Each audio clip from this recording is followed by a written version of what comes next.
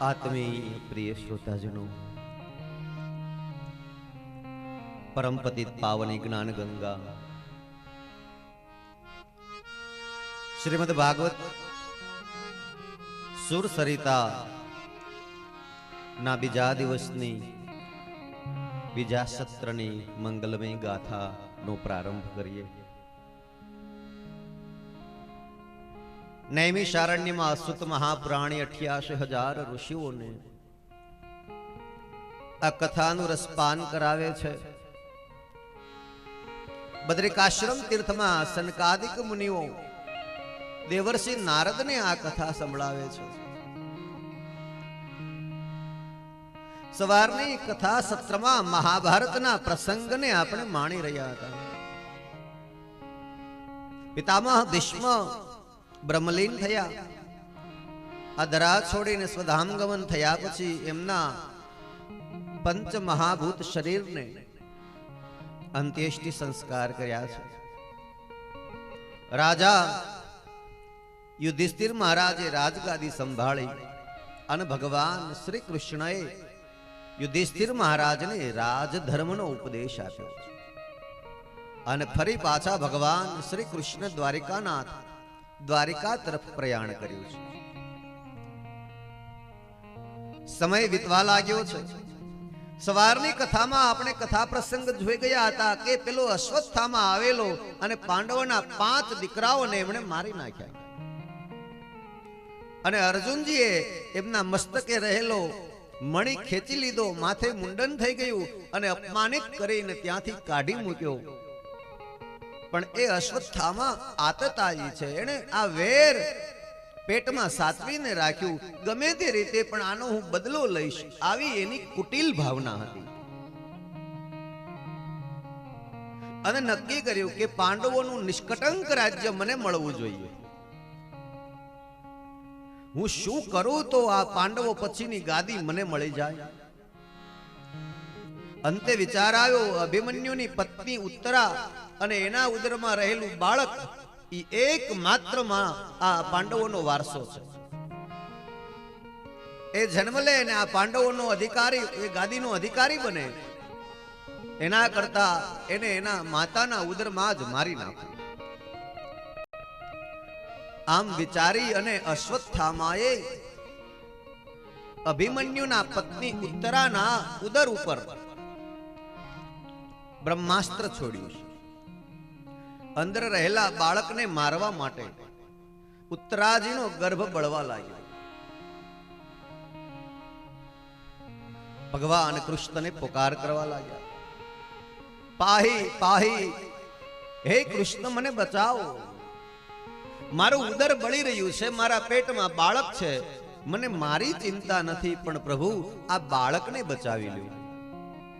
કારણ કે આ બાળક ભવિષ્યનો પાંડવોનો વારસદાર છે. અને જો આ બાળકને કંઈ થઈ જાય તો પાંડવોનો વારસો કોણ સંભાળશે? માટે હે પ્રભુ, હે કૃષ્ણ, મારા બાળકને બચાવી લો.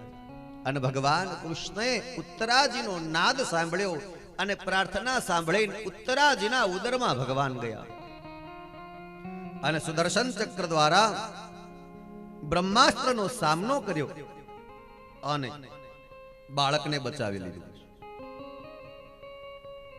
ભગવાને ઘણા બધા અવતારો લીધા, પણ કહે છે ને ભગવાન પ્રગટ્યા છે.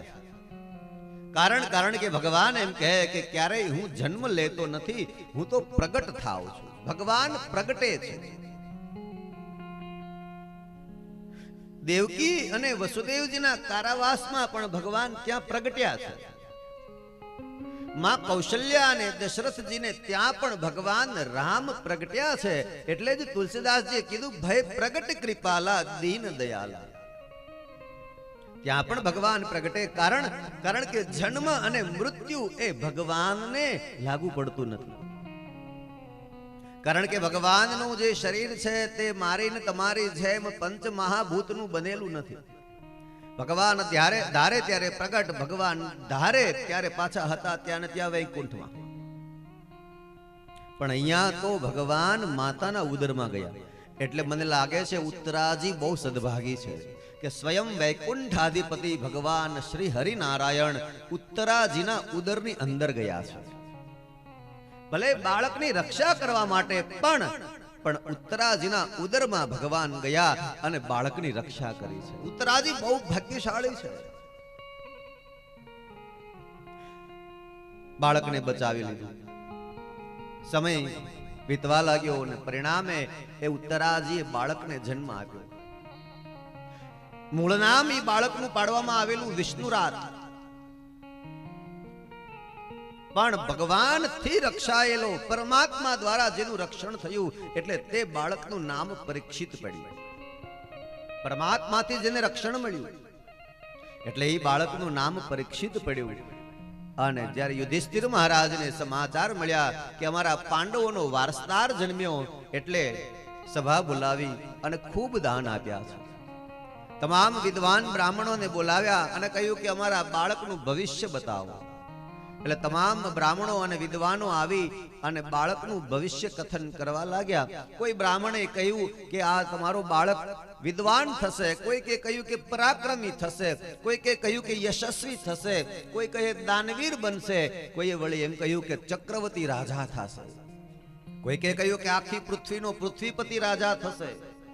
પણ એક બ્રાહ્મણના બાળકે ઊભા થઈને કહ્યું કે મહારાજ, બહુ સારી વાતો આ બધા વિદ્વાનોએ કરી અને હું બધી વાતો સાથે સંમત છું. જરૂર આ બાળક વિદ્વાન પણ થશે, પરાક્રમી, યશસ્વી અને ચક્રવર્તી રાજા પણ બનશે. પણ એક વાત તમને હજી કોઈએ જણાવી નહીં.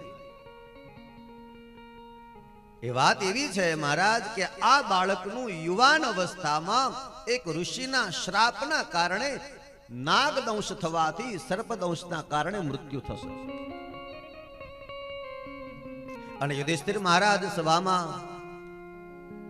નિસ્તેજ થઈ ગયા હોય એમ જાણે ચિંતાતુર બન્યા. ચહેરો પડી ગયો. એટલે પેલા બ્રાહ્મણે કહ્યું કે મહારાજ શું ચિંતામાં છો? આ બાળકને સર્પદંશ થશે એની ચિંતા થઈ, આ બાળક યુવાન અવસ્થામાં મૃત્યુ પામી જશે એની ચિંતા થઈ. એટલે યુધિષ્ઠિર મહારાજે કહ્યું કે મહારાજ, મને એની ચિંતા નથી. જન્મ અને મૃત્યુ તો એ પરમાત્માને આધીન છે, એમાં કોઈ વધારો ઘટાડો કરી નથી શકતા, હું જાણું છું. પરંતુ મને ચિંતા એ વાતની છે કે તમે કહ્યું ને કે આ બાળકને ઋષિનો શ્રાપ લાગશે, તો અમારા કુળમાં બ્રાહ્મણોની અને ઋષિઓની અમે પૂજા કરીએ, પણ આ બાળક એવું તે શું કામ કરશે કે ઋષિએ એને શ્રાપ આપવો પડશે? મને ચિંતા એ વાતની છે. પણ બ્રાહ્મણોએ કહ્યું મહારાજ ચિંતા ન કરો, આ બાળકને એ ગતિ પ્રાપ્ત થશે કે હજાર વર્ષ સુધી તપ કરે અને છતાંય ઋષિઓને ન મળે એવી ગતિ આ 7 દિવસમાં પામી જવાનો છે. અને બ્રાહ્મણોએ આવી રીતે ભવિષ્યવાણી કરી અને સૌ વિદાય થયા. સમય વીતવા લાગ્યો અને હવે કૌરવોનો જ્યારે વિનાશ થયો ત્યારે ધૃતરાષ્ટ્ર અને ગાંધારીની જવાબદારી યુધિષ્ઠિરના સિરે આવી. અને ધૃતરાષ્ટ્ર અને ગાંધારીને પણ યુધિષ્ઠિર મહારાજ એવી રીતે રાખે છે કે જાણે પોતાના જ માતા પિતા હોય અને સેવા કરે, એવી જ રીતે યુધિષ્ઠિર મહારાજ ધૃતરાષ્ટ્ર અને ગાંધારીની સેવા કરે છે. કોઈ વાતે એને ઉણપ ના આવે એનું બરાબર ધ્યાન રાખે છે. એકવાર અર્જુનજી આવીને કહ્યું કે ભગવાનનું કૃષ્ણનું મારે સંભાળ લેવા માટે જવું છે, મહારાજ મને જવા દો. અને ભગવાન કૃષ્ણની સંભાળ લેવા માટે મહારાજ યુધિષ્ઠિરે અર્જુનજીને દ્વારિકા મોકલ્યા. એ ઘણો સમય વીતી ગયો છે, આપણે ત્યાં પાંડવોનો વંશવારસ પણ જન્મ્યો છે, કુશળ સમાચાર લઈ આવો, કુશળ સમાચાર આપી આવો. અર્જુનજી દ્વારિકા ગયા અને આ બાજુ ધૃતરાષ્ટ્ર અને ગાંધારીને મળવા માટે વિદુરજી પધારે છે. અને એકાંતમાં મહેલના ઓરડાની અંદર વિદુરજી આવીને ધૃતરાષ્ટ્ર ગાંધારીને મળ્યા, આવકાર આપ્યા, કુશળ વાતો થઈ અને પછી ધીમે રહીને વિદુરજીએ વાત મૂકી કે મહારાજ હવે કેવું લાગે છે? આ કૌરવો વિનાશના પણ થઈ ગયા, પાંડવોનો વિજય થયો અને પાંડવોએ ગાદી સંભાળી અને ઈ પાંડવો તમારી દીકરાની જેમ સેવા ચાકરી કરે છે, તમને કેવું લાગે છે? ધૃતરાષ્ટ્રે એ વાત તો જરૂર સ્વીકારી લીધી કે હા વિદુર, બહુ સારી છે, બહુ સારી વાત છે કે પાંડવો અમારી સેવા બહુ સારી કરે છે.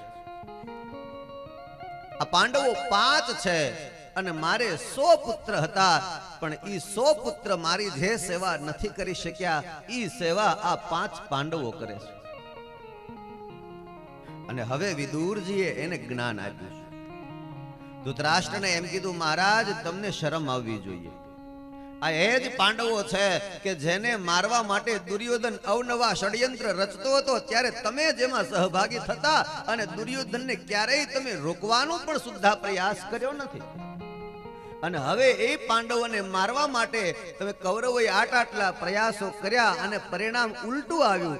પાંડવોને બદલે કૌરવો વિનાશના પંથે ગયા અને હવે પાંડવો રાજા બન્યા પછી પણ તમારી સેવા એવી નિષ્ઠાપૂર્વક કરે છે અને તમે પાછા એના જ ઘરે એની સેવા લ્યો પણ છો. એના જ ઘરે તમે એનું અનાજ પણ ખાઓ છો. તમને શરમ આવવી જોઈએ મહારાજ. અંધ તમે હતા, તમારા દીકરાઓ નહીં.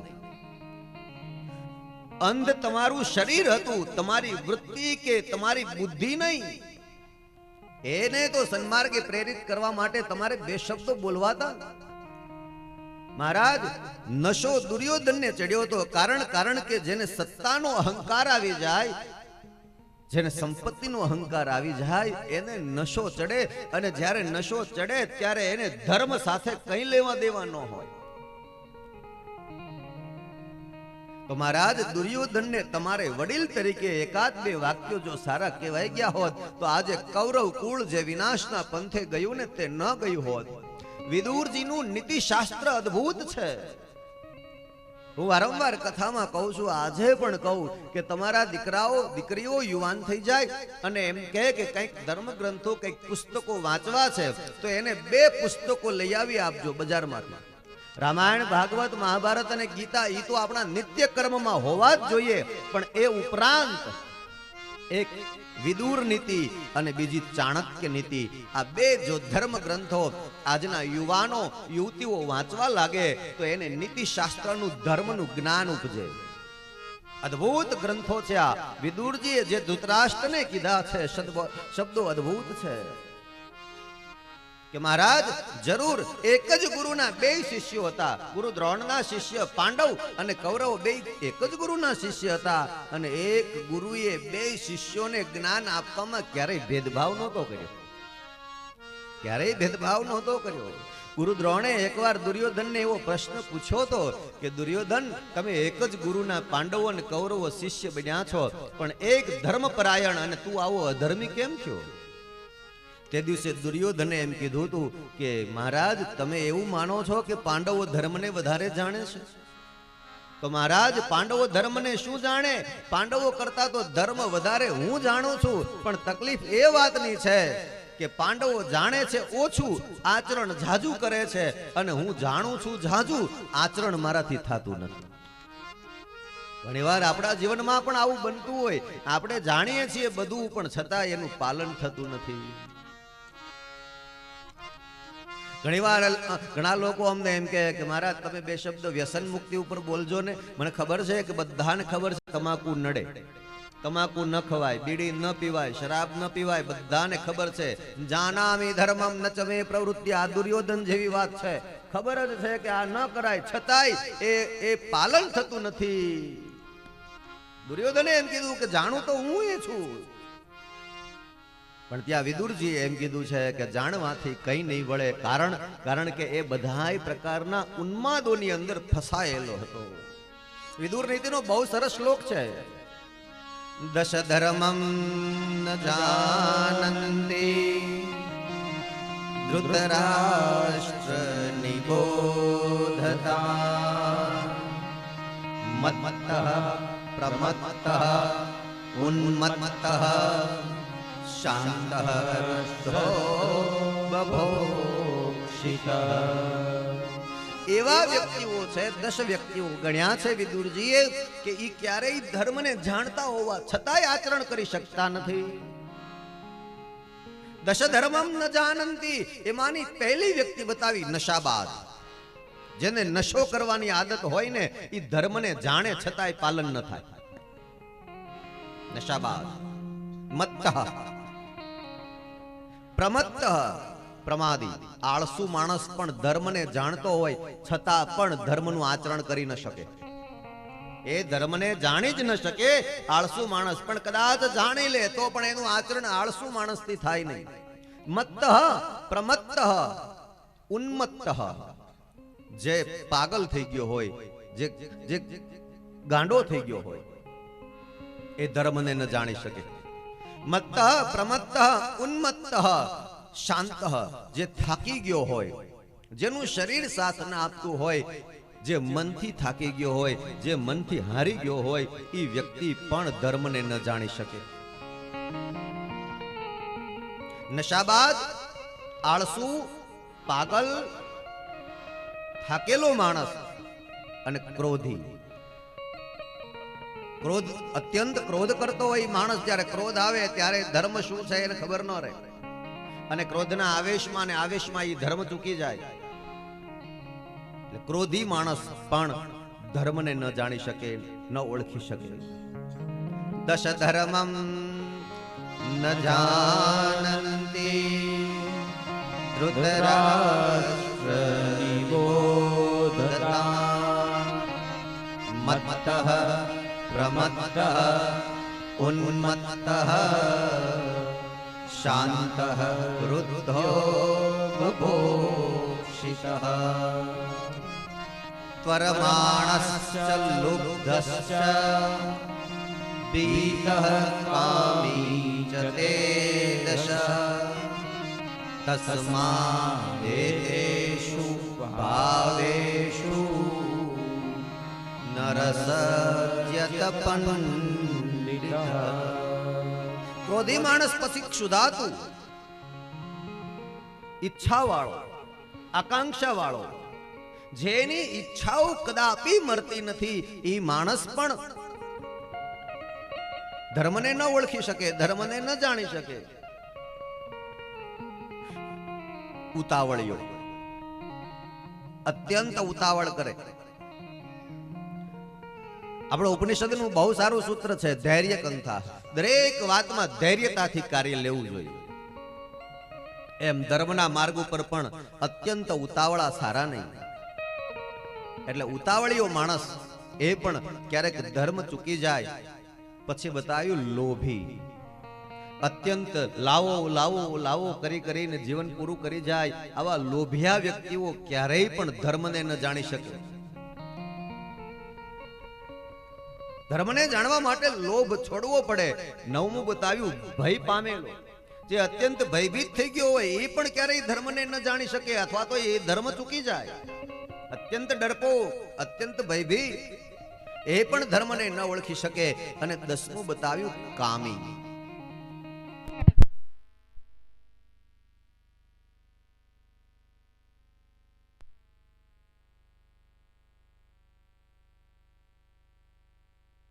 રહ્યું નહીં.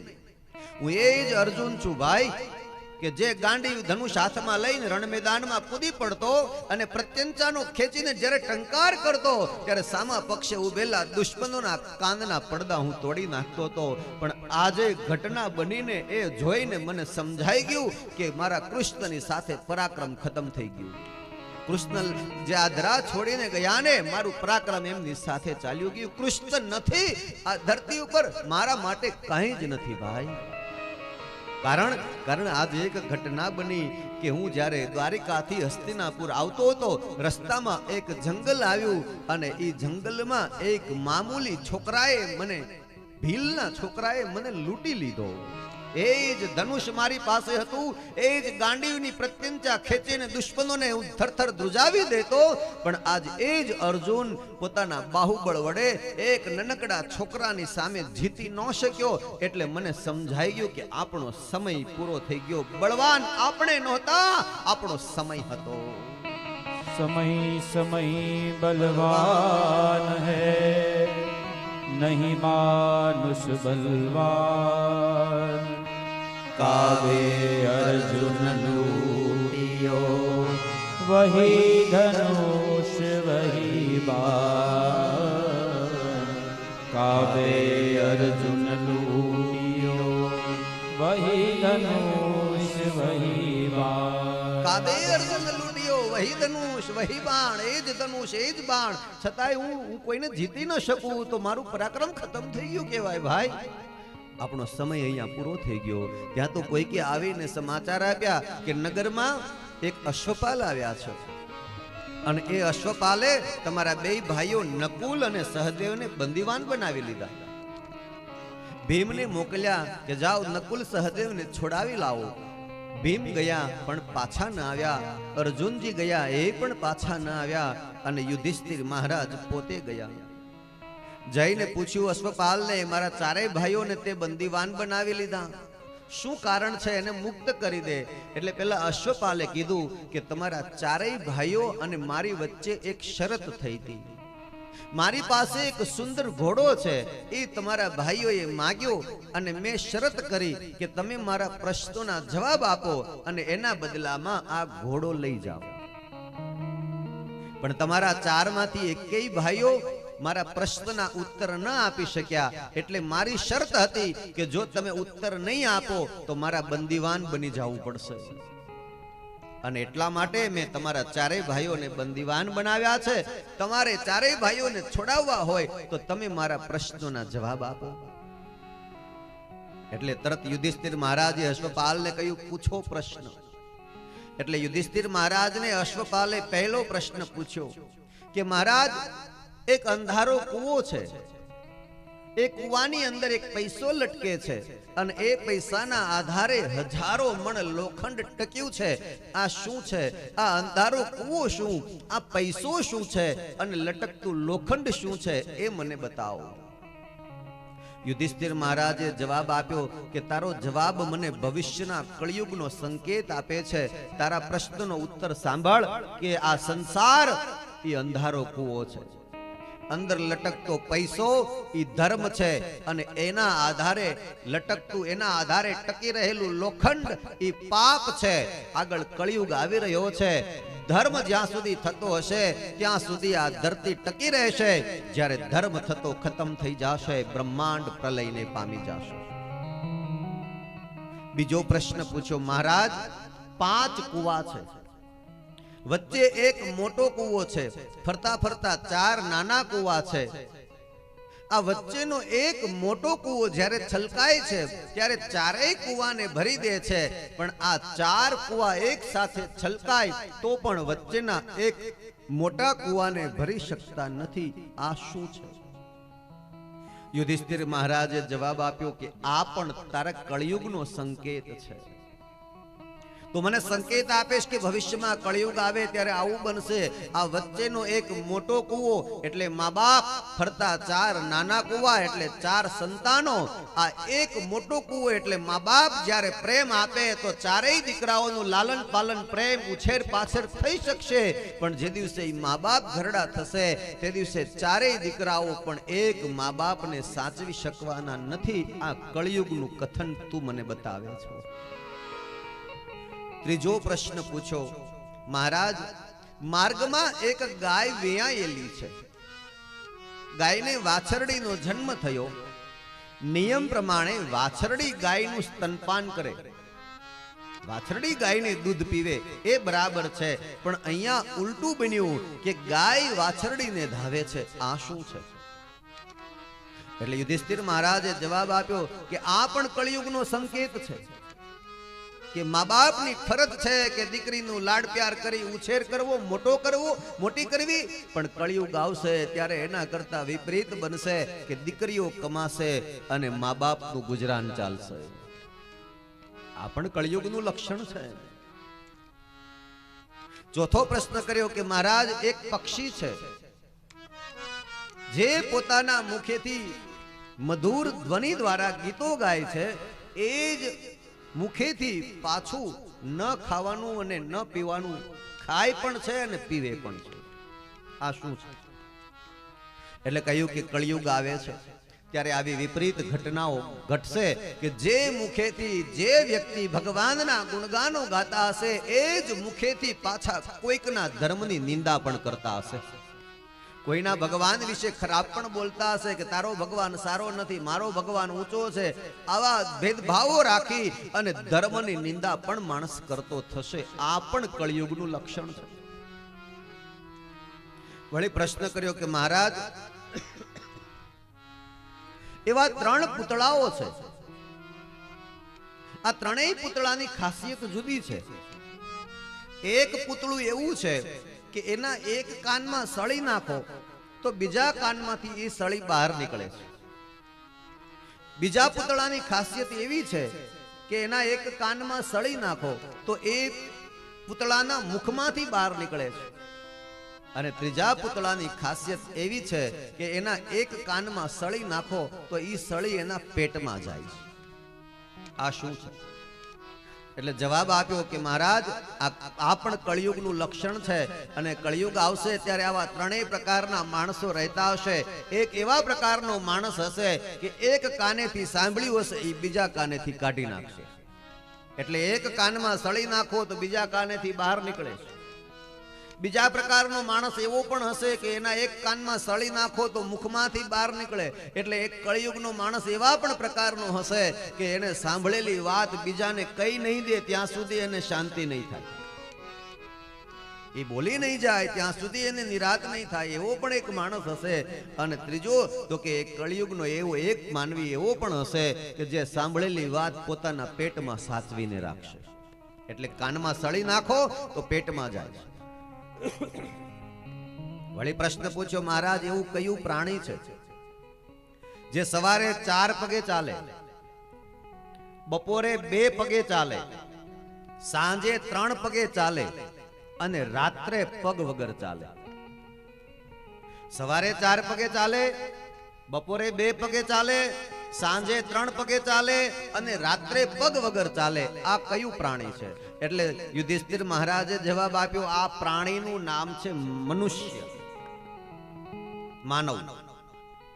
બાળક નાનું હોય એટલે સવાર કુમળું, જેમ સવાર એકદમ કુમળી હોય એમ એ બાળક કુમળું હોય એટલે એને સવાર કહી.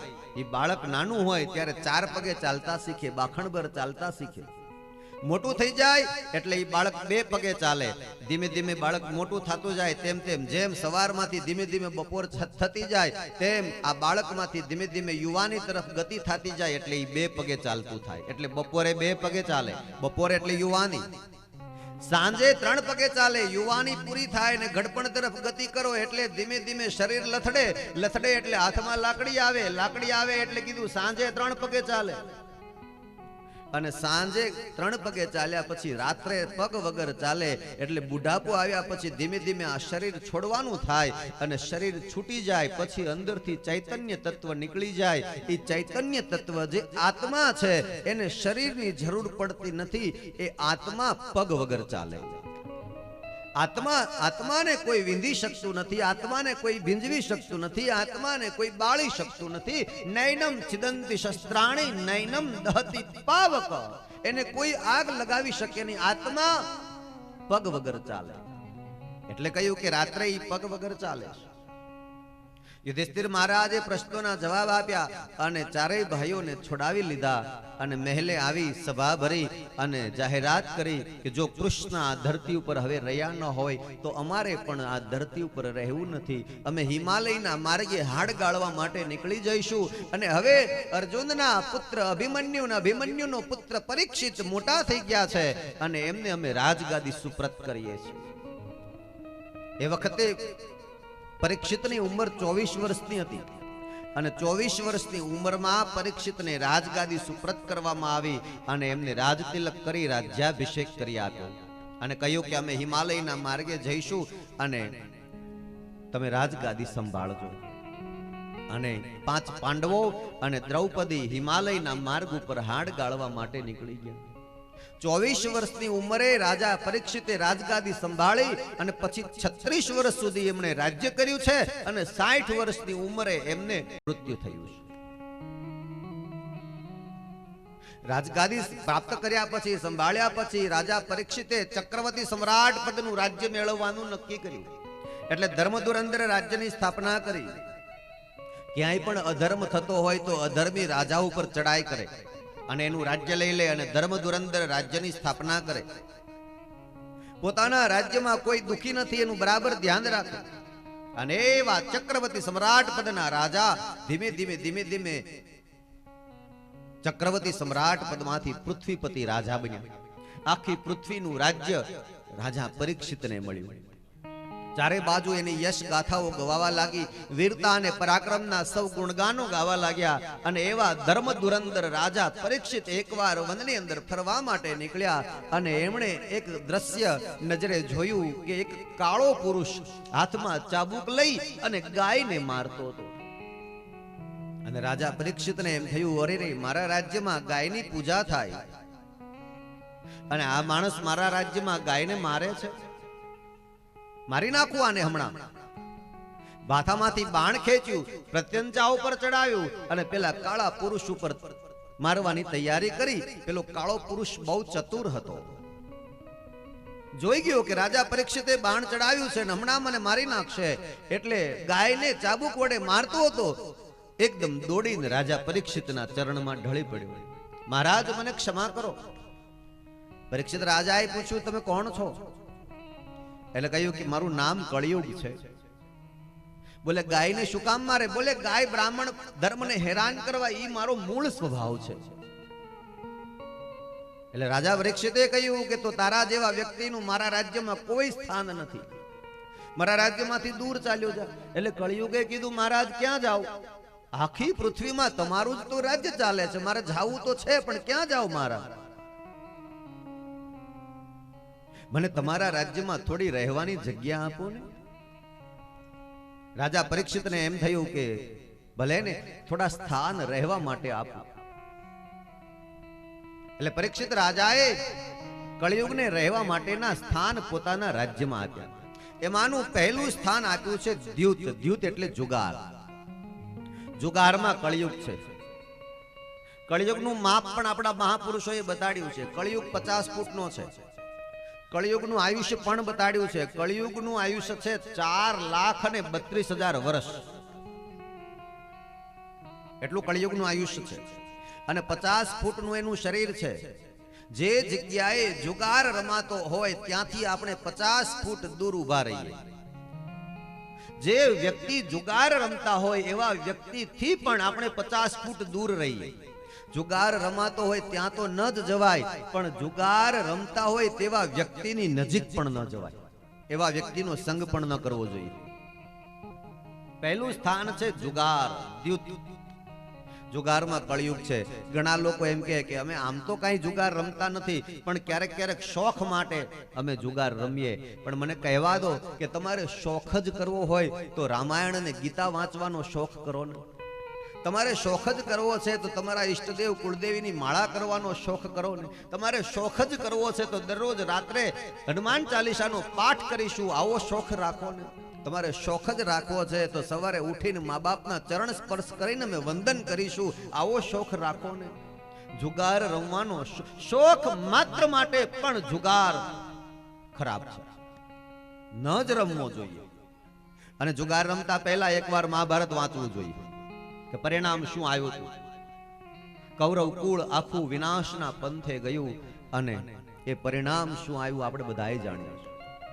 એટલે પહેલું સ્થાન કળિયુગને રહેવાનું આપ્યું છે જુગાર. બીજું સ્થાન આપ્યું છે પાન. પાન એટલે પાન સંસ્કૃત શબ્દ છે, એનો અર્થ થાય પીવું. પીવું એટલે આપણે જે સાત્વિક પદાર્થોનું પાન કરીએ એ નહીં, દૂધ નહીં, છાશ નહીં, એ વાત નથી. પણ જે પેલી વાત અત્યારે જે બરાબર ગતિ પકડી ગયું છે કે જેનાથી નશો ચડે છે. મહાત્માઓ એમ કહે છે કે દારૂ શબ્દ કારણ વગર બહુ બોલવો નહીં.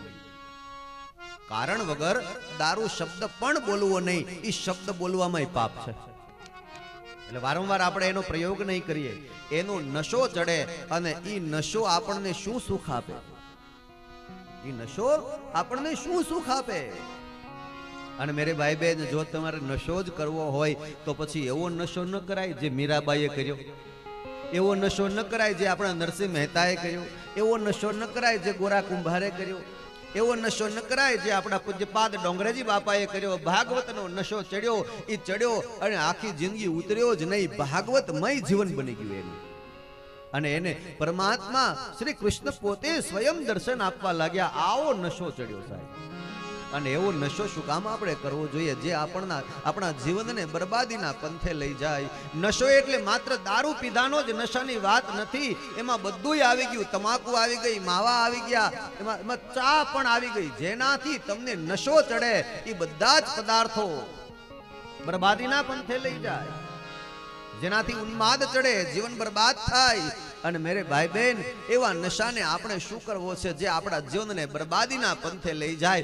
નશો કરવો હોય તો હરિના નામનો ન કરીએ જે આપણને વૈકુંઠની ગતિએ લઈ જાય.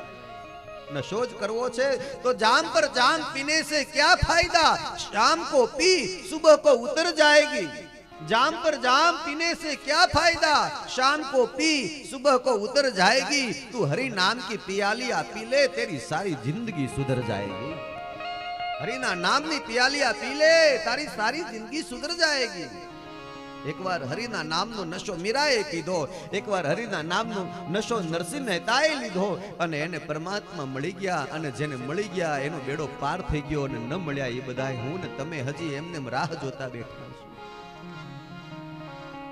माटे बीजू स्थान आप्युं छे पान। पान एटले हिंसा, पान एटले शराब नशो। त्रीजू स्थान आप्युं छे हिंसा। हिंसा एटले कोईने मारी नाखवा माटेनो ज पूरतो शब्द नथी। कोईने कवेण रूपी बाण जो वागवा मारवामां आवे तो ई पण हिंसा ज छे। कोईनुं मन मरी जाय, कोई माणस बराबर आम तेम सरस रीते आपणे एने कवेण कही दईए, कड़वा वेण बोली दईए, ए पण हिंसा छे। कोईनुं मन मरी जाय, कोईनुं दिल दुभाय, ए पण हिंसा छे। कोईनी हत्या करवानो मने तमने कोई अधिकार नथी। भगवाने बधामां जीव एक सरखो ज मूक्यो छे, बधाने पीड़ा एक सरखी ज थाय छे। नानामां नानो जीव कीड़ी, मोटामां मोटो जीव हाथी, पण ए बंनेने पीड़ा एक सरखी ज थाय। मेरे भाई बहन, बंनेने वागे तो लोही ज निकळे। एम आ जगतमां जीव जेटला पण छे ए बधाय परमात्मानो अंश छे। गीतामां भगवान स्वयं एम कहे छे कि ममैवांशो जीव लोके जीव भूत सनातन। आ जगतना तमाम जीव ई मारो अंश छे। एमां क्यांय पण कोईने मन दुख थई जाय, कोईनुं दिल दुभाय, कोईनी हत्या थई जाय एवुं कार्य आपणाथी न थवुं जोईए। एमां कळयुग समायेलो छे। चौथुं स्थान आप्युं छे व्यभिचार, परस्त्री संग। कोई पण स्त्रीनी साथे व्यभिचार, एमां कळयुग समायेलो छे। 4 स्थान कळयुग ने रहेवा माटेना परीक्षित राजाए आप्या, पण कळयुगे एम कीधुं के महाराज एकादुं सारुं स्थान तो आपो।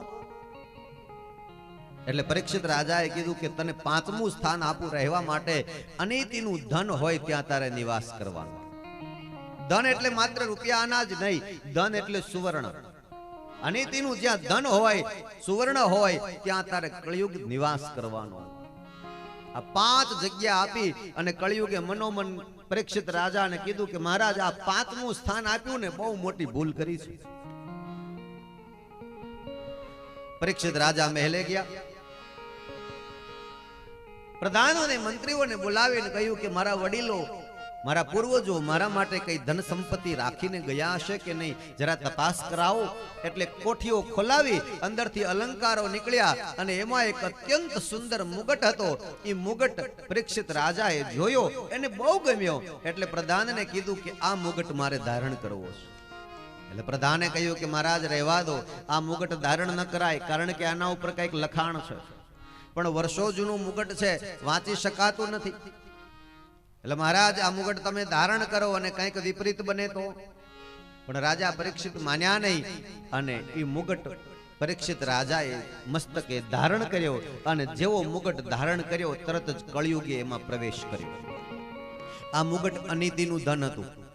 જ્યારે ભીમ અને જરાસંધનું યુદ્ધ થયું ત્યારે ભીમની ગદાનો પ્રહાર થતા જરાસંધ ધરતી ઉપર ઢળી પડ્યો અને માથેથી મુગટ પડી ગઈ। અને ભીમે ઈ મુગટ લઈ લીધો, પણ કૃષ્ણએ ત્યારે ના પાડી હતી કે રહેવા દે ભીમ, આ અનીતિનું સુવર્ણ છે, આ તારા રાજ્યમાં તારા વંશમાં આગળ જતા ખતરો ઊભો કરે એમ છે, ન રાખીશ આને. એટલે ભીમે કહ્યું કે આપીશ તો નહીં જ આને, પાછો તો નહીં જ આપે. એટલે ભગવાને વળી યુક્તિ કરી કે તું પાછો ના આપે તો કાઈ નહીં, પણ તને ધારણ કરવાની ના પાડું, એટલે આ મુગટ તું પહેરતો નહીં. ભીમે કહ્યું ભલે પ્રભુ, નહીં પહેર્યું. એટલે ભગવાને વળી આગળ રક્ષા કરવા માટે એક પગથિયું દર ચડ્યા. એટલે ભગવાને કીધું કે ભીમ, તું તો ન પહેરજે, પણ તારા વંશમાં કોઈ ન પહેરે, એટલે આની ઉપર લખાણ કર કે અમારા વંશમાં કોઈ આ મુગટ પહેરવાનો નથી. ભલે એ લખાણ ભીમે કરી ચૂકેલા, પણ બહુ વર્ષો જૂનું લખાણ હતું, એટલે ભૂસાઈ ગયું છે, વાંચી શકાતું નથી. અને પરીક્ષિતે એ મુગટ ધારણ કર્યો અને એ મુગટમાં કળિયુગે પ્રવેશ કર્યો. સીધો જ બુદ્ધિમાં કળિયુગ આવ્યો. અને જેવો બુદ્ધિમાં પ્રવેશ કર્યો તરત જ પરીક્ષિત બોલ્યા, શિકાર કરવા જાવું છે. તો હિંસા થઈ, શિકાર કરવા જાવું. નહીતર એક ધર્મધુરંધર રાજા છે, ચક્રવર્તી સમ્રાટ પદના રાજા છે, અને ધર્મમય શાસન ચાલે છે, એને શિકાર કરવા ન જવાય. એટલે તરત જ શિકારે નીકળ્યા. અને એક શિકાર એના હાથમાંથી છટકી ગયો. ગાઢ જંગલની અંદર રાજા પરીક્ષિત શિકારની શોધમાં ને શોધમાં પાછળ પાછળ ચાલ્યા ગયા. અને ધોમ ધકતો તાપ વરસવા લાગ્યો. બરાબર સૂર્યનારાયણ મધ્યાહનથી મસ્તક ઉપર આવ્યા અને પ્યાસ લાગી, તરસ લાગી. એક વૃક્ષ ઉપર ચડીને પરીક્ષિત રાજાએ જોયું ક્યાંય જળાશય દેખાય છે. દૂર નજર કરી તો જળાશય દેખાયું, એટલે તે તરફ ગયા. અને એક સુંદર પર્ણકુટી છે, આશ્રમ છે, અને ત્યાં સરોવર જેવું દેખાયું. એટલે કિનારા ઉપર બેસી હાથમાં પાણીની અંજલી ભરી અને રાજા પરીક્ષિત જળ પીવા માટે બેઠા. પણ વળી વિચાર આવ્યો કે હું તો એક રાજા કહેવાઉં, અને આવી રીતે હાથમાં ખોબામાં પાણી લઉં અને હું પાણી પીવું. ચક્રવર્તી સમ્રાટ પદનો અને પૃથ્વીપતિ રાજા છું, આખી પૃથ્વીમાં મારું રાજ્ય ચાલે છે. એટલે મારે આશ્રમમાં જવાય, આશ્રમમાં જઈને કોઈ ઋષિ બ્રાહ્મણ કોઈ વિદ્વાન હોય અને એ મને આવકાર આપે, મારું સન્માન કરે અને મને જળ પાય. હવે જુઓ, અહીંયા કળિયુગ જેમ જેમ પ્રવેશ કરતો જાય ને તેમ તેમ ભૂલ થતી જાય. અહીંયા વળી પાછી રાજાએ ભૂલ કરી. એક રાજા ધર્મધુરંધર રાજ્ય ચલાવતો હોય તો એનું એ કર્તવ્ય છે કે એમણે બ્રાહ્મણોને, ઋષિઓને અને વિદ્વાનોને સન્માનિત કરવાના હોય. એમની પાસેથી સન્માન મળશે આવી અપેક્ષાઓ રાખવાની ન હોય. એના બદલે રાજાએ એવી અપેક્ષા કરી કે ઋષિ મારું સન્માન કરશે. અને એ હાથમાં લીધેલું જળ પીધું નહીં, પાછું મૂક્યું અને આશ્રમની પર્ણકુટીમાં ગયા. એ આશ્રમ શમિક નામના ઋષિનો આશ્રમ હતો. અંદર જઈને અવાજ કર્યો, ઋષિ મહારાજ, હું રાજા પરીક્ષિત આવ્યો છું, મને પાણી પાવ. પણ ઋષિ શમિક તો ધ્યાનસ્થ બેઠા હતા, સમાધિમાં હતા, એટલે એને આ વાત ઉપર કઈ ખબર ન રહી. આંખો ઉગાડી નહીં, ધ્યાન ભંગ ન થયું, એટલે એ તો સમાધિમાં બેસી રહ્યા. વારંવાર અવાજ કર્યો પરીક્ષિતે, પણ ક્યાંય જવાબ ન મળ્યો. એટલે ક્રોધ આવ્યો. જુઓ, કળિયુગ આવ્યો ને એટલે ક્રોધ પણ આવ્યો. અને ક્રોધનો નશો બહુ જ ખરાબ હોય છે. અગાઉ આપણે આ ક્રોધ વિશે વાત હમણાં જ જોઈ ગયા કે જેને ક્રોધ આવે એ પછી ધર્મને ઓળખી શકતા નથી, ધર્મનું પાલન કરી શકતા નથી. હવે એને ક્રોધ આવ્યો એટલે એમને નક્કી કર્યું કે આ ઋષિને મારી નાખું. આટલી વાર અવાજ કર્યા છતાંય ઋષિએ મને જવાબ ન આપ્યો. એટલે બાથામાંથી બાણ ખેંચ્યું અને પ્રત્યંચા ઉપર ચડાવ્યું કે હમણાં આને મારી નાખું. પણ ત્યાં એક ઘટના બની છે કે પર્ણકુટીની બાજુમાં એક રાફડો હતો, અને એ રાફડામાંથી એક સર્પ બહાર નજર કરતો હતો. અને એણે જોયું કે એક ઋષિને મારવા માટે આ પૃથ્વીપતિ રાજા પરીક્ષિતે બાણ ચડાવ્યું. અને જો એ બાણ છૂટે તો ઋષિનું મૃત્યુ તો થઈ જ જાય, પરંતુ રાજાને બ્રહ્મ હત્યાનું પાપ લાગે. એટલે સર્પે એવું નક્કી કર્યું કે ગમે તેમ થાય પણ ઋષિ પણ ન મરે અને રાજાને બ્રહ્મ હત્યાનું પાપ પણ ન લાગે. એ માટે હું જો રાજાના પગમાં જઈને ડંખ મારી દઉં તો આ બાણ જે ચડાયું છે એનું નિશાન ચૂકાઈ જાય અને ઋષિ પણ બચી જાય અને રાજા પણ બચી જાય. નહીતર જો બ્રહ્મ હત્યાનું પાપ રાજાને લાગશે તો એને છોડશે નહીં અને ઋષિનું મૃત્યુ થઈ જશે. એટલે સર્પ એ માટે દોડ્યો. રાજાને ડંખ મારવા માટે અને બાણ ચડાવી અને રાજા પરીક્ષિત ઊભા છે અને એમાં એની નજર ગઈ કે પેલો સર્પ એકદમ ઉતાવળો દોડતો મારા તરફ આવી રહ્યો છે અને મને ડંખ મારશે અને મને ડંખ મારે ઈ પહેલા આ બાણ ઋષિને મારવા ચડાવ્યું છે ઈ જ પેલા સર્પ ઉપર મારી દઉં તો. અને જે ઋષિને મારવા માટે ચડાવેલું બાણ હતું એ બાણ પેલા સર્પ ઉપર માર્યું અને સર્પની હત્યા કરી, સર્પને માર્યું. અને પછી એને એમ થયું કે આ ઋષિની મશ્કરી કરું. જે બાણની અણી વડે સર્પ મૃત્યુ પામ્યો છે એ જ બાણ લઈ એની અણી વડે સર્પને મરેલા સાપને ઉપાડ્યો અને શમીક ઋષિના કંઠમાં પહેરાવી દીધો અને શમીક ઋષિની મશ્કરી કરી અને ત્યાંથી ચાલ્યો ગયો. અને જ્યારે મહેલે આવ્યા અને મસ્તકેથી મુગટ ઉતાર્યો ત્યારે એને ખરું ભાન થયું કે અરે રે, મારાથી બહુ મોટી ભૂલ થઈ ગઈ. મેં એક ઋષિનો અપરાધ કર્યો, મેં એક સર્પની હત્યા કરી. મારાથી આવું ન થવું જોઈએ. હું એક ધર્મ ધુરંધર રાજા છું અને એક ધર્મમય શાસન ચલાવતો રાજા આવી હત્યા કરે, ઋષિની મશ્કરી કરે, બિલકુલ યોગ્ય નથી. આવી એને ખબર પડી, પણ જ્યારે ખબર પડી ત્યારે હાથમાંથી સમય નીકળી ગયો હતો. કહેવાય છે ને કે આપણા જીવનમાં સમય અને સમજણ બે સાથે ક્યારેય આવતા નથી. સમય આવે ત્યારે સમજણ હોતી નથી અને જ્યારે સમજણ આવે ત્યારે હાથમાં સમય રહ્યો હોતો નથી. આપણે બધાય નાના હતા ત્યારે આપણી પાસે સમય ખૂબ હતો પણ સમજણ નહોતી. હવે મોટા થઈ ગયા, સમજણ ઘણી બધી આવી ગઈ પણ હવે સમય રહ્યો નથી. નાના હતા ત્યારે એવું લાગતું હતું કે મોટા થઈ જાય કેવું સારું, મોટા થઈ જાય તો કેવું સારું. હવે મોટા થઈ ગયા ત્યારે એવું લાગે છે નાના હતા ત્યારે કેવું સારું હતું, નાના હતા ત્યારે કેવું સારું હતું. સમય અને સમજણ બે સાથે ક્યારેય આવતા નથી. અહીંયા રાજા પરીક્ષિતને એમ થયું કે અરે રે, મારાથી બહુ મોટો અપરાધ થઈ ગયો. મેં એક બ્રાહ્મણની મશ્કરી કરી, એક સર્પને મેં મારી નાખ્યો. મારાથી આવું ન થવું જોઈએ.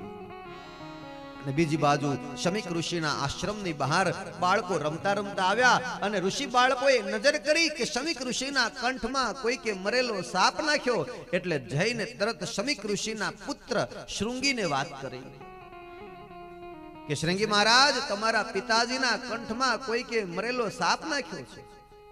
અને શમીક ઋષિના પુત્ર શૃંગી એકદમ દોડતા આવ્યા અને જોયું પોતાના પિતાજીનું આવું અપમાન એનાથી સહન ન થયું.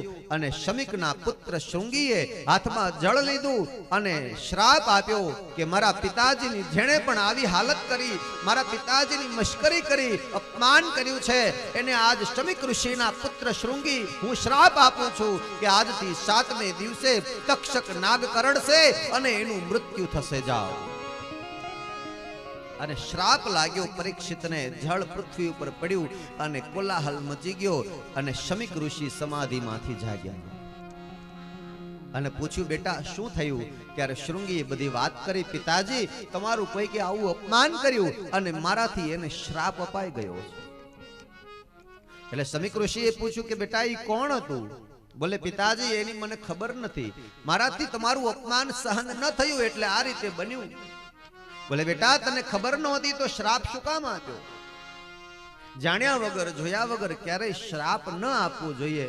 આંખ બંધ કરી શમીક ઋષિએ જોઈ લીધું કે આ તો રાજા પરીક્ષિત આવ્યા હતા. હું તો સમાધિમાં હતો એટલે મને આ વાતની કઈ જાણ નહોતી. પણ પુત્ર શૃંગીને કીધું કે બેટા, બહુ મોટું નુકસાન થઈ ગયું. એક તો તે શ્રાપ આપ્યો એટલે તારા 12 વર્ષનું તપ નષ્ટ થઈ ગયું. 12 વર્ષનું તપ નષ્ટ થઈ ગયું. અને બીજું, બેટા, એક ધર્મ ધુરંધર રાજા પરીક્ષિતને ઈ શ્રાપ લાગ્યો છે એટલે આજથી 7મે દિવસે ઈ રાજા પરીક્ષિત આ ધરતી છોડીને વિદાય થઈ જશે. પછી હવે આ ધરતી ઉપર એવો ધર્મ ધુરંધર રાજા નહીં થાય. એવો ધર્મમય શાસન ચલાવતો રાજા હતો. હવે પછી આ ધરતીને આવો રાજા નહીં મળે. પણ બેટા, આજથી 7મે દિવસે તે એને તક્ષક નાગ કરડે ને એવો શ્રાપ આપ્યો છે તો તારે એને જઈને કહેવું પડે કે તમારું આજથી 7મે દિવસે મૃત્યુ છે. એટલે એના મૃત્યુને સુધારી શકે. ભલે પિતાજી, મેં એને શ્રાપ આપ્યો છે, હું કેવી રીતે ત્યાં એને કહેવા માટે જાઉં? અને 2 ઋષિ બાળકોને મોકલ્યા અને રાજા પરીક્ષિત સભા ભરીને બેઠા હતા. ત્યાં જઈ અને ઋષિ બાળકોએ કહ્યું કે તમને શમિક ઋષિના પુત્ર શૃંગીએ શ્રાપ આપ્યો છે, આજથી 7મે દિવસે તક્ષક નાગ કરડશે અને તમારું મૃત્યુ થશે.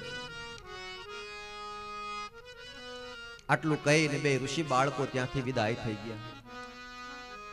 પરીક્ષિત રાજા મનોમન વિચાર કરવા લાગ્યા કે આ બે બાળકોએ મને કહ્યું કે આજથી 7મે દિવસે મારું મૃત્યુ છે, તો હવે મારે આને શ્રાપ કહેવો જોઈએ કે વરદાન કહેવું જોઈએ? કારણ કે આ જગતમાં કોઈને ખબર નથી કે આપણું મૃત્યુ ક્યારે છે.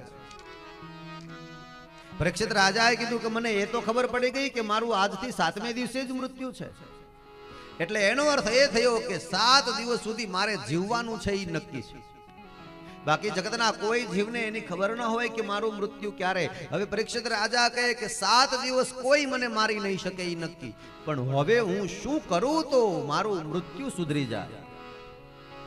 મારે શું કરવું જોઈએ કે મારું મૃત્યુ બગડે નહીં? આમ વિચારોમાં મગ્ન બન્યા છે. અને સભાની અંદર એવી જાહેરાત કરી કે સભાજનો, મારી સાથે આ રીતે એક ઘટના ઘટી ગઈ છે અને આજથી 7મે દિવસે મારું મૃત્યુ થવાનું નક્કી છે. માટે મારો એવો નિર્ણય છે કે મારા પુત્ર જન્મે જઈને રાજગાદી સમર્પિત કરી દેવી છે અને મારું મૃત્યુ સુધારવા મારે ઉપાય કરવા જોઈએ. અને બરાબર એ જ વખતે સભાની અંદર એક પ્રકાશ પુંજ પથરાયો અને આકાશ મંડળમાંથી અવધૂત યોગી એવા શુકદેવજી મહારાજ ત્યાં પ્રગટ થયા. અને શુકદેવજી મહારાજને જોઈ અને રાજા પરીક્ષિત દંડવત પ્રણામ કરતા ઋષિ મહારાજના યોગી મહારાજના ચરણની અંદર ઢળી પડ્યા. કહ્યું કે મહારાજ, તમારા જેવા અવધૂત યોગીની શોધમાં જ હતો. મારું મૃત્યુ સુધારવા માટે મારે તમારી જેવા પારસમણીની જરૂર છે. મારા ઉપર કૃપા કરો, અનુગ્રહ કરો અને મને સ્વીકારો, મારું મૃત્યુ સુધારી આપો. શુકદેવજી મહારાજે પરીક્ષિત રાજાને કહ્યું, રાજન, આ રાજની તમામ જવાબદારી, કારભાર અને રાજગાદી જન્મે જઈને સુપ્રત કરો. અને પરીક્ષિત રાજાના મોટા પુત્ર જન્મેજય હતા, એને રાજગાદી આપવામાં આવી. અને જન્મેજયને રાજગાદી ઉપર સિંહાસન ઉપર બેસાડી રાજતિલક રાજ્યાભિષેક કરી અને અવધૂત યોગી શુકદેવજી મહારાજની સાથે રાજા પરીક્ષિત ચાલી નીકળ્યા.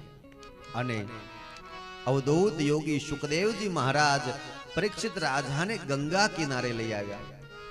અને ગંગાના કિનારે આસન જમાવી પદ્માસન વાળ્યું છે. અને શુકદેવજી મહારાજે કહ્યું, રાજન આવો મારી સામે બેસો. અને જ્યાં શુકદેવજી મહારાજ ગંગાના કિનારે વટવૃક્ષની નીચે આવીને બેઠા, એ સમાચાર પૃથ્વી લોકમાં ફેલાયા. અને ત્યાં તો અનેક વિદ્વાનો, બ્રાહ્મણો, ઋષિઓ, રાજાઓ, મહારાજાઓની સભા ત્યાં એકત્રિત થવા લાગી. અને હવે રાજા પરીક્ષિતને શુકદેવજી મહારાજે પૂછ્યું, બતાવો રાજન, હવે તમારી શું ઈચ્છા છે? પરીક્ષિત રાજાએ કહ્યું, મહારાજ, જેનું મૃત્યુ નજીક છે એમણે શું કરવું જોઈએ? આજથી 7મે દિવસે મારું મૃત્યુ છે. મને એ વાતથી દુઃખ જરાય નથી, પણ મારું મૃત્યુ નજીક છે તો મારે એવું તે શું કરવું જોઈએ કે મૃત્યુ બગડે નહીં? ભાગવત આપણને ઘણા બધા સંકેતો એવા આપી રહ્યું છે કે મને ને તમને કદાચ જો સારી પેઠે જીવતા ન આવડે તો ખેર, પણ સારી પેઠે જો મરતા આવડી જાય તો એ મૃત્યુ બગડે નહીં ને તો વૈકુંઠ મળી જાય. જો સારી રીતે મરતા આવડી જાય અને મરતા જો એવું એકાદ કામ થઈ જાય તો ભગવાનનું ધામ મળી જાય. અહીંયા પરીક્ષિત એ કહેવા માંગે છે કે મારા જીવનમાં તો ઘણી બધી એવી ભૂલો થઈ હશે, પણ હવે હું શું કરું તો એનું પ્રાયશ્ચિત થઈ જાય, હું શું કરું તો મને ભગવાનનું ધામ મળી જાય. સુખદેવજી મહારાજે પરીક્ષિત રાજાને કહ્યું કે આવો રાજન, તમને એવી એક કથા બતાવું કે જેનું ચરિત્ર તમે માત્ર શ્રવણ કરો તો એ અમૃત રસના પાન કર્યા બરાબર છે. એટલે પરીક્ષિત રાજાએ પૂછ્યું કે મહારાજ, કયું શાસ્ત્ર છે, કઈ લીલા છે? એટલે સુખદેવજી મહારાજે કહ્યું કે તો સાંભળો રાજન. ઇદમ ભાગવતમ નામ પુરાણમ બ્રહ્મ સંમિતમ ઇદમ ભાગવતમ નામ પુરાણમ સંવિતમ અદીતવાન દ્વાપરાદો પિતુર્દ્વૈપાયનાદઃ અદીતવાન દ્વાપરાદો પિતુર્દ્વૈપાયનાદઃ.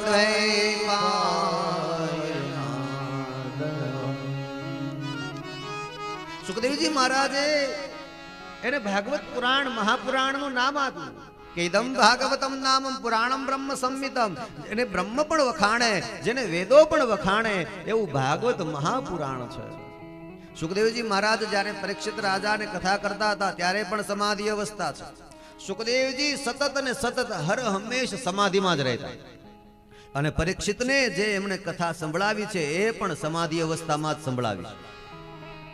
અને આ ભાગવત જ્યારે લખાયું છે ત્યારે પણ સમાધિ અવસ્થામાં જ લખાયું. સમાધિનો ગ્રંથ છે આ.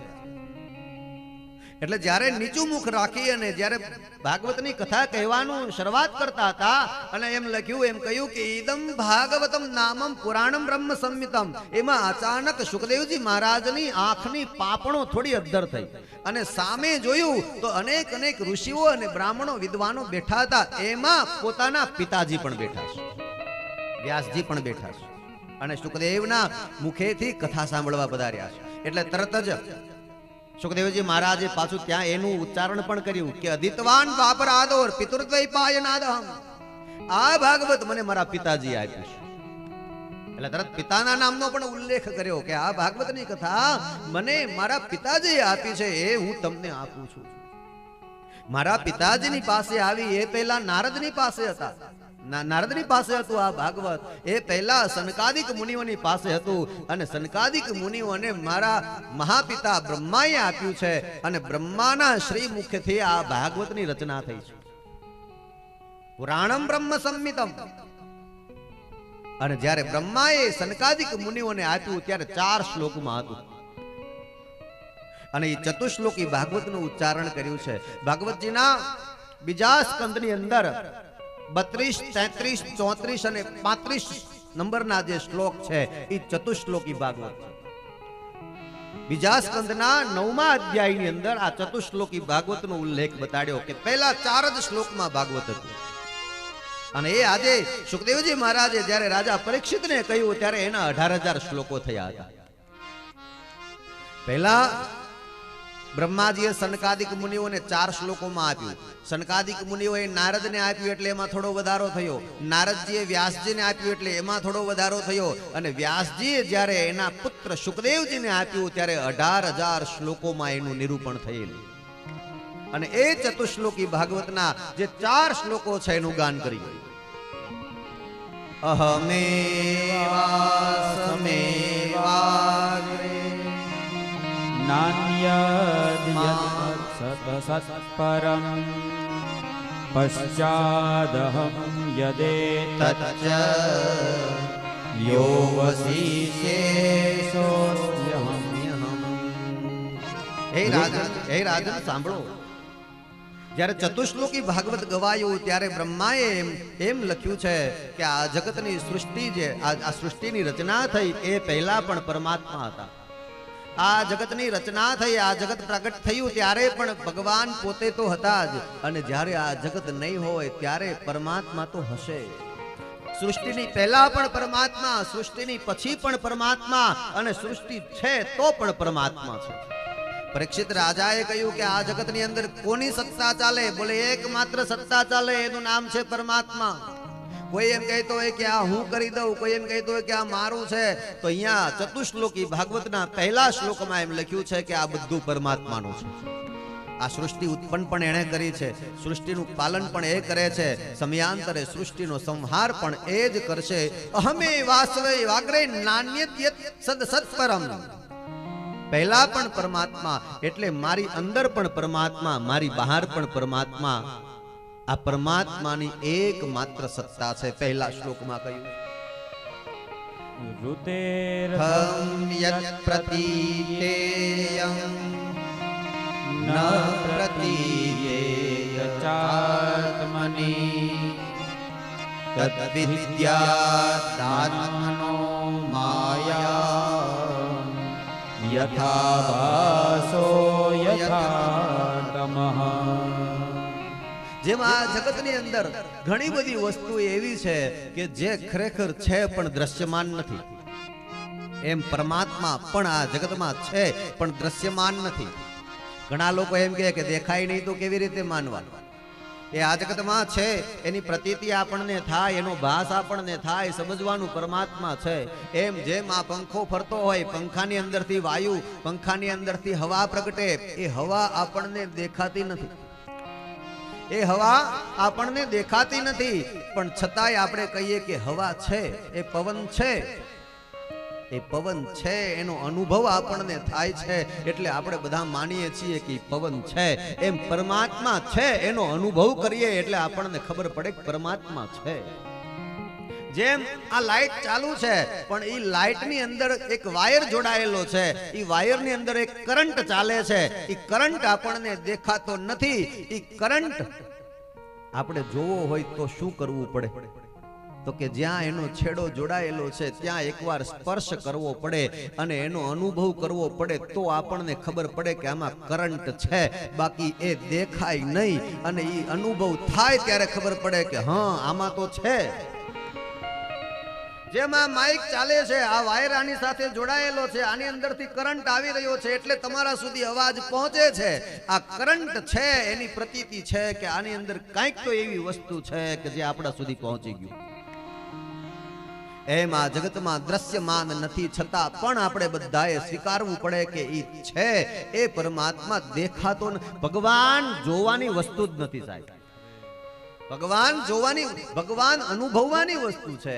તમે મંદિરમાં જાઓ અને ભગવાનની મૂર્તિ પાસે બેસી જાઓ તો એમાંથી કઈ ભગવાન બહાર ના આવે, પણ એમાં એવો ભાવ પ્રગટ કરો કે આમાં ભગવાન છે, આમાં ભગવાન છે, તો એનો અનુભવ જ્યારે થવા માંડે ત્યારે ખબર પડે કે ભગવાન છે. ઘણા ધર્મીઓ એમ કહે કે ભગવાન ક્યાં છે, ભગવાન ક્યાં છે?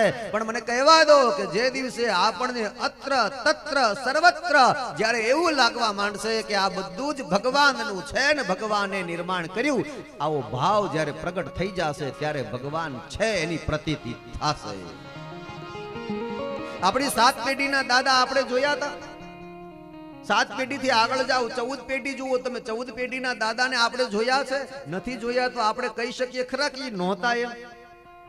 આપણે એને જોયા નથી, આપણને એ દેખાણા નથી, દેખાતા નથી, છતાંય આપણે એવું કહી શકતા નથી કે એ નહોતા. એ હતા, અને એ હતા તો જ આપણે હોઈએ. એમ ઈશ્વર હોય તો જ આપણે હોઈએ, બાકી આપણે ન હોઈએ. ઈશ્વર ન હોય તો આપણે ન હોઈએ. અને જો ઈશ્વર પોતાની શક્તિ પાછી ખેંચી લે એટલે આ જગત આખું શૂન્ય થઈ જાય સાહેબ. અને એ વિષય માટે તમને એક ઉદાહરણ આપું. તમે બધા નાના બાળકો તમે બધા ગેમ રમતા હશે ને, મોબાઈલમાં ગેમ રમે, રમત રમે, એવી એક રમત રમાડું. જો ઉદાહરણ સાથે તમને પ્રતીતિ કરાવીએ કે ભગવાન કેવી રીતે છે. આપણા મુખ્ય યજમાનો આ માંગુકિયા પરિવાર વલ્લભભાઈ મને 1 રૂપિયો આપે એટલે હું મારી ડાયરીમાં જમા કરું. મને વલ્લભભાઈ 1 રૂપિયો આપે, મારા તરફથી એમણે કહ્યું કે મારા તરફથી 1 રૂપિયો જમા કરો, એટલે મેં ડાયરીમાં લખી નાખ્યું 1 રૂપિયો, એકડો. પછી મેં કહ્યું કે હવે એકડો તો મળી ગયો, હવે વધારે કાંઈ નથી જોઈતું, સંજયભાઈ મને 1 શૂન્ય આપે. એટલે મેં સંજયભાઈ કીધું કે આપ્યું, એટલે 1 0 એકડાની પાસે મૂકી દીધું કે આ સંજયભાઈ 0 0 આપ્યું. એટલે કેટલા થયા? 10. પછી ભાઈ ગણેશભાઈ ને એમણે મેં એમ કીધું કે 1 0 તમે આપી દો, એટલે 1 0 એમણે આપ્યું, મેં ડાયરીમાં જમા કર્યું, 1 0 તમારું. કેટલા થયા? 100. વળી શૈલેષભાઈ કીધું કે 1 0 હું આપું, એટલે 1 0 એનું નામનું જમા કર્યું. કેટલા થયા? 1000. વળી ડોક્ટર સાહેબે કીધું કે 1 મારા તરફથી લખી લો, એટલે 1 0 એના તરફથી આવ્યા. કેટલા થયા? 10,000. હવે તમે તો કંઈક આપો. 1 0 ભાઈએ આપ્યું શાસ્ત્રીજીએ, એટલે એના નામથી જમા કર્યું. કેટલા થયા? 1 લાખ. હવે 1 તમે આપી દો, કેટલા થયા? 10 લાખ. 1 લાખ 10 લાખ. 1 તમે આપી દો, કેટલા થયા? 1 કરોડ મને મળી ગયા. હું એમ કહું કે ઓહો મારી પાસે 1 કરોડ જમા થયા. પણ હવે વલ્લભભાઈ એમ કે મારો એકડો પાછો જોઈએ છે. હવે વલ્લભભાઈ એમ કે મારો જમા કરેલો એકડો વીખી નાખો, મારે નથી આપવો. તો મારી પાસે શું રહેશે? શૂન્ય શૂન્ય શૂન્ય શૂન્ય. એમ જો પરમાત્મા એમ કહેશે કે મારી શક્તિ પાછી ખેંચી લઉં તો આ આખા જગતમાં શૂન્ય શૂન્ય શૂન્ય કાંઈ નહીં. આખું જગત શૂન્ય થઈ જાય. જેનામાં જ્યાં પરમાત્માની શક્તિ નથી ત્યાં કાંઈ જ નથી. એમ આ બીજા શ્લોકની અંદર વર્ણન કરવા માંગે છે કે આખા એ જગતની અંદર દ્રશ્યમાન નથી છતાં પણ છે એ પરમાત્મા છે. યથા મહાંતિ ભૂતાની ભૂતેષુ ચાવચેષ્વનું પ્રવિષ્ટાન્યપ્રવિષ્ટાની તથા તેષુ ન તેષ્વહં. આ જગતની અંદર નાનામાં નાના પ્રાણીઓની અંદર પણ ભગવાન એમ કહે કે હું છું. મોટામાં મોટા જીવમાં પણ ભગવાન એમ કહે કે હું છું. નાનામાં નાના જીવને પણ મેં નિર્માણ કર્યો અને મોટા પ્રાણી એનું પણ પોષણ મેં કર્યું અને મોટા જીવનું પણ પોષણ મેં કર્યું. એમાં હું છું તો એ છે, એમાં હું નથી તો એ પણ નથી. જેમ આપણે આપણી ભાષામાં કહીએ તો આત્મા સો પરમાત્મા છે, એમ આપણી અંદર પરમાત્મા છે તો આપણે છીએ. આપણી અંદર પરમાત્મા નથી તો આપણે પણ નથી. એતાવદેવ જિજ્ઞાસ્યં તત્વજિજ્ઞાસુનાત્મનઃ અન્વયતરિતે કાવ્યા યતસ્યાત સર્વત્ર સર્વદા. યતસ્યાત સર્વત્ર સર્વદા. ભગવાન કહે છે કે હું ક્યાં છું? પ્રશ્નાર્થ એ થાય. કોઈ પૂછે કે ભગવાન ક્યાં છે? ભગવાન એમ કીધું અત્ર છું, તત્ર છું અને સર્વત્ર છું. જ્યાં જેનો ભાવ છે એવો હું છું.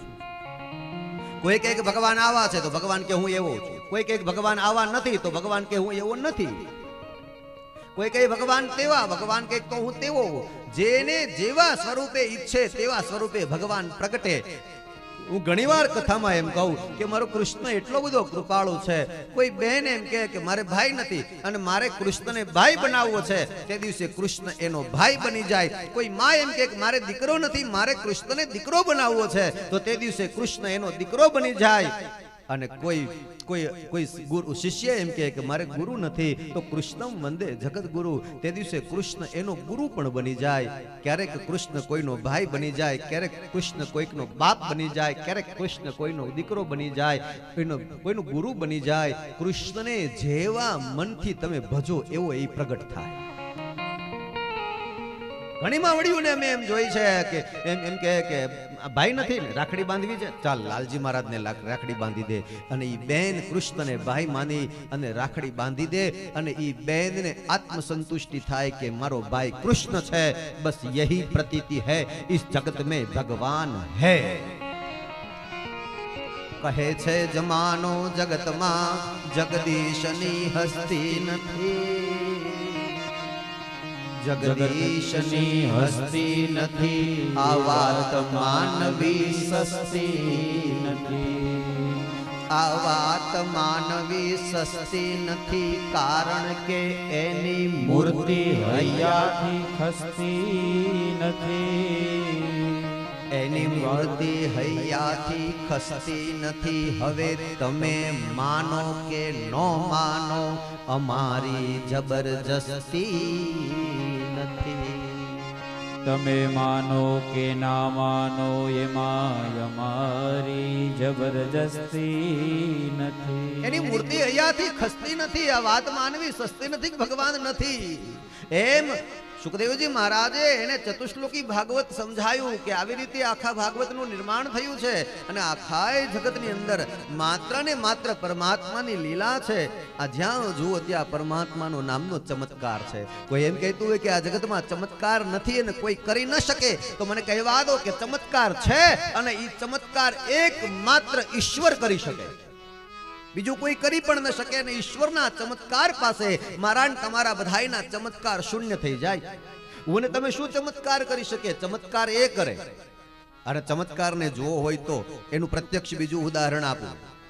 હે આભમાં ચાંદો સૂરજ બે દીવા, હે દિવેલ એમાં કોણે પૂર્યા રે લોલ. હે આભમાં ચાંદો સૂરજ બેવ દીવા, દિવેલ એમાં કોણે પૂર્યા રે લોલ. એ આભમાં ફૂલની છે ફૂલવાડી, અને રંગ એમાં કોણે પૂર્યા રે લોલ. હે આભમાં ફૂલની છે ફૂલવાડી, કે રંગ એમાં કોણે પૂર્યા રે લોલ. આભમાં ચાંદો સૂરજ બે દીવા, દિવેલ કોણે પૂર્યા. આ ચમત્કાર નહીં તો બીજું શું? સતત પ્રકાશ પાથરતા જ રહે. જ્યારે મેઘધનુષ રચાય ત્યારે જાંબલી રંગ આપણને દેખાય, રાતો રંગ દેખાય, નીલો રંગ દેખાય. આ રંગ એમાં કોણ પૂરવા ગયું હતું? આ તારામંડળના નજર કરો તો એમ લાગે કે જાણે કોઈ કે ફૂલવાડીમાં ફૂલડા ઉગાડ્યા છે. આ કોણ બનાવે? આ ચમત્કાર નહીં તો બીજું શું? હે રામ સૃષ્ટિના સર્જનહાર, એને તમે ઓળખી લ્યો. હે રામ સૃષ્ટિના સર્જનહાર, એને તમે ઓળખી લ્યો. હે રામ સૃષ્ટિના સર્જનહાર, એને તમે ઓળખી લ્યો. હે રામ સૃષ્ટિના સર્જનહાર, એને તમે ઓળખી લ્યો. જય હો.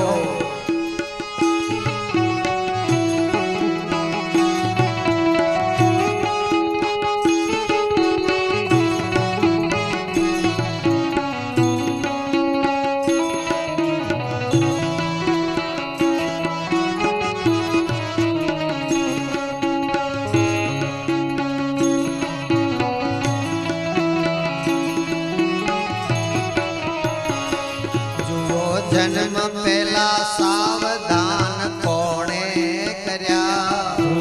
જન્મ પેલા સાવધાન કોણે કર્યા? હાડ રુધિર વચ્ચે દૂધ કોણે પૂર્યા? હાડ રુધિર વચ્ચે દૂધ કોણે પૂર્યા? માના ઉદરમાં બેસી ઘડનાર, એને તમે ઓળખી લ્યો. માના ઉદરમાં બેસી ઘડનાર, એને તમે ઓળખી લો. હે રામ સૃષ્ટિના સર્જનહાર, એને તમે ઓળખી લ્યો. હે રામ સૃષ્ટિના સર્જનહાર, એને તમે ઓળખી લો. જુઓ, જન્મ પહેલા સાવધાન કોણે કર્યા? જ્યારે બાળક માના ઉદરમાં હોય ત્યારે 5મા મહિનાનો ગર્ભ જ્યારે વિકાસ થતો હોય ત્યારે ભગવાન બાળકને મળવા માટે માના પેટમાં આવે અને સાવધાન કરે. ધ્યાન રાખજો હો, મારું ભજન ભૂલાઈ ન જાય. આ કોણે કર્યું? એ પરમાત્માનો ચમત્કાર હતો. હાડ રુધિર વચ્ચે દૂધ કોણે પૂર્યા? આ પંચ મહાભૂતનું બનેલું શરીર, અને એમાં વહેતું જેટલું પણ પ્રવાહી તત્વ છે એ બધું જ ખારું છે, પણ એમાં અમૃત જેવું દૂધ કોણે પૂર્યું? આ હાડ માસની વચ્ચે દૂધનો દરિયો બનાવ્યો. એ કોણે બનાવ્યો? અને માના ઉદરમાં બેસી અને મારા ને તમારા બધાયના ચહેરા બનાવ્યા એવા બનાવ્યા કે એક સરખા બે ચહેરા આખા જગતમાં જાવ તો ક્યાંય ન મળે. નહીતર વિચાર કરો કે ભગવાને એવા એક સરખા 2-5 ચહેરા બનાવી નાખ્યા હોત તો બરાબર એક સરખા લાગે. કશો જ ફરક નહીં. એવા એક સરખા ચહેરા, અને એ એક સરખા ચહેરા પાછા આપણા ગુજરાતમાં જ બન્યા હોત તો, એ ગુજરાતમાં જ નહીં, એ આપણા ગારિયાધાર તાલુકામાં જ આવ્યા હોત તો, એ ગારિયાધાર તાલુકામાં જ નહીં, આ સાંઢ ખાખરામાં જ આવ્યા હોત તો. પણ નથી બન્યું આવું. એક સરખા બે ચહેરા ભગવાને નથી બનાવ્યા. આટલા બધા ચહેરા ભગવાને બનાવ્યા, એ બધા બીબા ભગવાન ક્યાંથી લાવ્યો છે? એક સરખા ઝાડના બે પાંદડા પણ જોવા ન મળે, એવી ભગવાનની લીલા.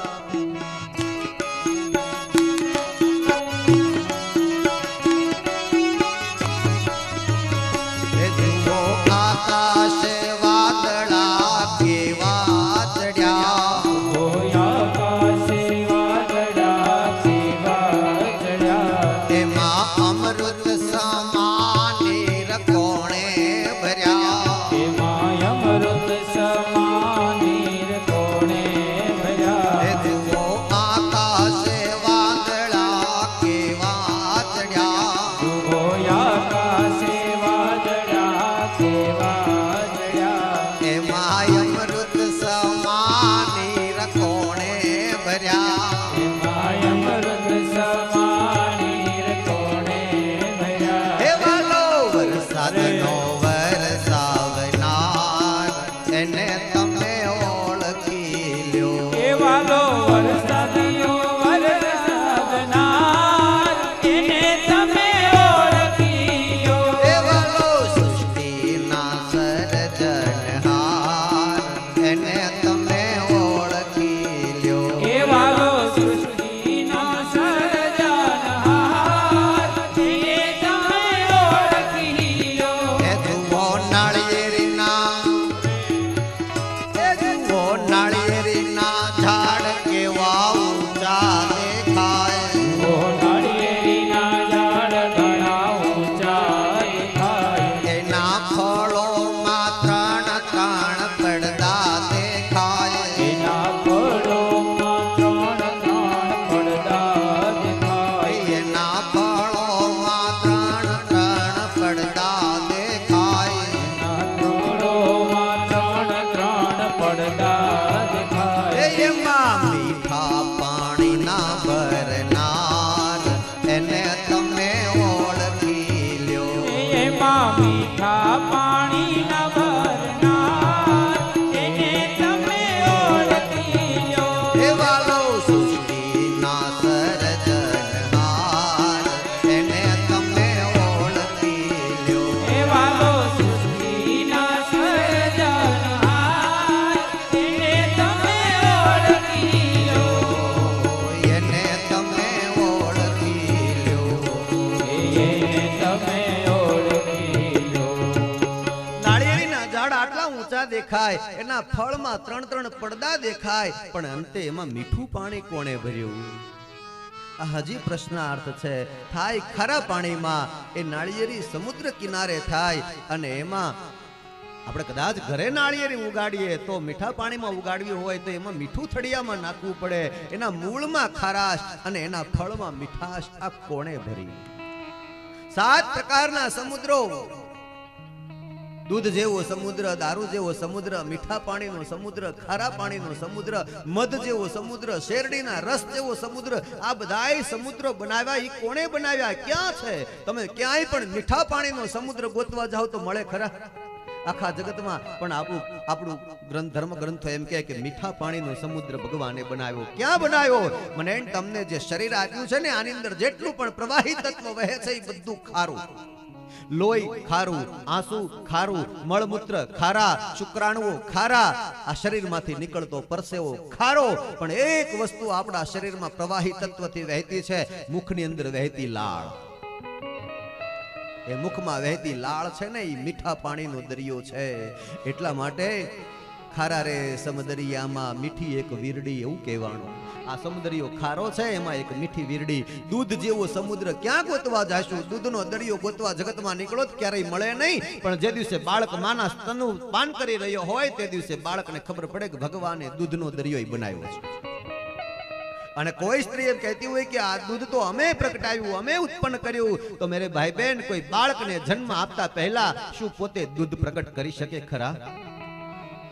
કુદરતે નિર્માણ કર્યું છે, એ બાળકના પોષણ માટે આ લીલા કરી છે. કેવી લીલા, કેવી લીલા ભગવાનની. મને તમને જન્મ હજી નહોતો થયો, બાળક માતાના પેટમાં હતું ત્યારે એને નાભીમાંથી પોષણ આપ્યું ભગવાને. જન્મ થઈ ગયો તો માતાના દૂધની ધારાઓ વહેતી કરી અને એ બાળકનું પોષણ, બાળકને મોઢામાં દાંત નો આપ્યા. કારણ કે ભગવાન જાણે છે બાળક છે કુમળું ફૂલ જેવું છે, એની ઓજરી બરાબર પરિપક્વ નથી થઈ, એટલે જો આને દાંત આપું અને આ બાળક ખાવા માંડે તો ઓજરી પચાવી નહીં શકે. એટલે બાળકને દાંત નો આપ્યા અને દૂધનો દરિયો વહેતો કર્યો.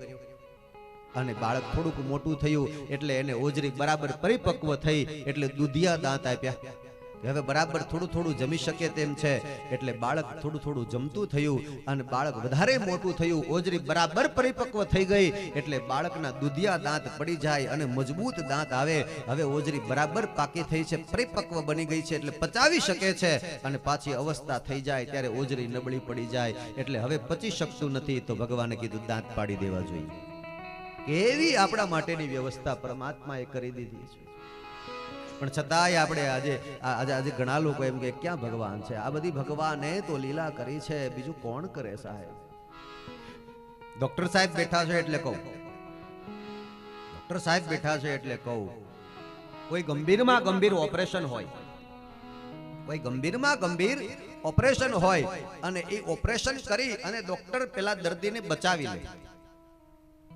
ડોક્ટર ઓપરેશન કરે અને એ દર્દીને બચાવી લે તો મને કહેવા દો કે ડોક્ટરે બચાવ્યા, પેલા માણસને ડોક્ટરે બચાવ્યા? જો ડોક્ટરમાં એ તાકાત હોય કે કોઈનું મૃત્યુ થતું અટકાવી શકે અને એને બચાવી લે તો ડોક્ટરના ઘરે ક્યારેય મૃત્યુ થવું જ ન જોઈએ. એ તાકાત ડોક્ટરની નથી. ડોક્ટરને કુદરતે પ્રેરણા કરી કે આ રીતે ઓપરેશન કરો અને કુદરતે ડોક્ટરની ઉપર કૃપા કરી, એને બરાબર સફળ ઓપરેશન કર્યું. આ કુદરતની કૃપા હતી એટલે ડોક્ટર પણ ઓપરેશન કરી અને એમ કે થેન્ક્સ ગોડ, ભગવાન તારો આભાર. નહીતર ઓપરેશન કરતી વખતે ક્યાંક આડી અવળી નસું કપાઈ ગઈ હોત તો પેલો માણસ મરી જાય એ સંભાવના છે. પણ કુદરતે એવું ન થવા દીધું અને ડોક્ટરને બરાબર પ્રેરિત કર્યા. ડોક્ટર ક્યાંક આડી વળી આમ તમાકુની ચપટી ભરીને બહાર નીકળી ગયા હોત તો ઘડીકમાં ઓપરેશન આવ્યું ને બરાબર તમાકુ ખાવા વયા ગયા હોત. પણ એવું ન થવા દીધું ડોક્ટરે. એ વખતે એને ચા પણ યાદ ન આવી, એને ભૂખ પણ ન લાગવા દીધી. એવા પણ ઓપરેશનની વાતો અમે સાંભળી છે. 10-10 કલાક ઓપરેશન ચાલે અને અડીખમ ડોક્ટરની શક્તિ એમાં કામ કરે. આ કુદરત એને પ્રેરણા કરે, એને શક્તિ આપે. આ કુદરતની લીલા નહીં તો બીજું શું? સુખદેવજી મહારાજ પરીક્ષિત રાજાને આ બધી વાતો કહે છે અને હવે ભક્તોની કથા બતાવે છે કે સાંભળો રાજન, ભગવાનના એવા પ્યારા ભક્તો થયા છે. એમાંના એક ભક્તની કથા કહું છું જેનું નામ છે વિદુર. ભગવાનના બહુ પ્યારા અને પ્રેમી ભક્ત છે. અહીંયાથી વિદુર આખ્યાનની કથાનો પ્રારંભ થાય છે. જ્યારે દુર્યોધનની સભાની અંદર દ્રૌપદીની લાજ લૂંટાતી હતી અને વિદુરજીએ સમજાવવાના પ્રયાસો કર્યા, દુર્યોધન માન્યો નહીં એટલે વિદુરજી સભા છોડીને ચાલ્યા ગયા અને નદીને કિનારે પોતાના ધર્મપત્ની સુલભાની સાથે ઝૂંપડી બનાવીને રહે છે. વિદુરજીના પત્નીનું નામ છે સુલભા અને ત્યાં પતિ પત્ની ભજન કરે છે. અને એમાં વિદુરજીને ખબર પડી કે ભગવાન શ્રી કૃષ્ણ દુર્યોધનના મહેલે પધારે છે અને એ પણ શાંતિદૂત બનીને આવે છે. એટલે દુર્યોધનને સમજાવવા આવે છે અને ભગવાનના દર્શન તો કરવાની ઈચ્છા થઈ છે. પણ હવે વિદુરજીએ નક્કી કર્યું છે કે મારે દુર્યોધનની સભામાં નથી જવું. કારણ કે જ્યાં અધર્મ થતો હોય એની સભામાં બેસાય નહીં. એટલે વિદુરજીએ કીધું કે જે રાજમાર્ગ ઉપરથી ભગવાનનો રથ નીકળવાનો છે ત્યાં રસ્તામાં આપણે ઊભા રહીએ તો આપણને ભગવાનનું દર્શન થશે. એટલે સૌ નગરજનો ભગવાનના સ્વાગત માટે રાજમાર્ગ ઉપર પધાર્યા હતા અને ભગવાનના રથનું આગમન થવાની તૈયારી હતી. ત્યાં વિદુર અને સુલભા માર્ગ ઉપર આવી અને ઊભા રહી ગયા કે ભગવાન અહીંયાથી પસાર થાય તો આપણને દર્શન થઈ જાય. આ બાજુ દુર્યોધનને એમ થયું કે આવે છે શાંતિ દૂત બનીને કૃષ્ણ, પણ એને હું એવી રીતે મારા આગતા સ્વાગતાની અંદર, સ્વાગત સન્માનની અંદર ફસાવી લઉં કે કૃષ્ણ મારા પક્ષમાં આવી જાય. એટલે રત્ન જડિત મહેલને શણગાર્યો છે. 32 શાક 33 ભોજન આમ પકવાન કૃષ્ણને માટે તૈયાર કરીને રાખ્યા છે. અને ભગવાનનો રથ દૂરથી આવતા વિદુર અને સુલભાજીએ જોયો એટલે ભાન ભૂલી ગયા. ભગવાન નજીક આવે ને તો એના પ્રેમી ભક્તો ભાન ભૂલી જાય અને આંખો બંધ થઈ ગઈ અને ભગવાન આવે છે એવા હરખમાં ને હરખમાં નાચવા લાગ્યા અને ભગવાન પડખેથી પસાર થઈ ગયા તો એ વિદુરજીને ખબર ન રહી કે ભગવાનનો રથ નીકળી ગયો. થોડી વારે ભજન શાંત પડ્યું એટલે ખબર પડી કે લે ભગવાન તો અહીંયાથી નીકળી ગયા અને આપણને દર્શન પણ ન થયા, આંખો બંધ હતી, આપણે તો કીર્તન કરતા હતા. અને વિદુર અને સુલભા બે ઝૂંપડીએ ચાલ્યા જાય છે. દરવાજો બંધ કર્યો, હાથમાં કરતાલ લીધી અને શ્રી કૃષ્ણના નામનો જપ કરવા લાગ્યા. અને આ બાજુ દુર્યોધને ભગવાનના સ્વાગત સામૈયા કર્યા.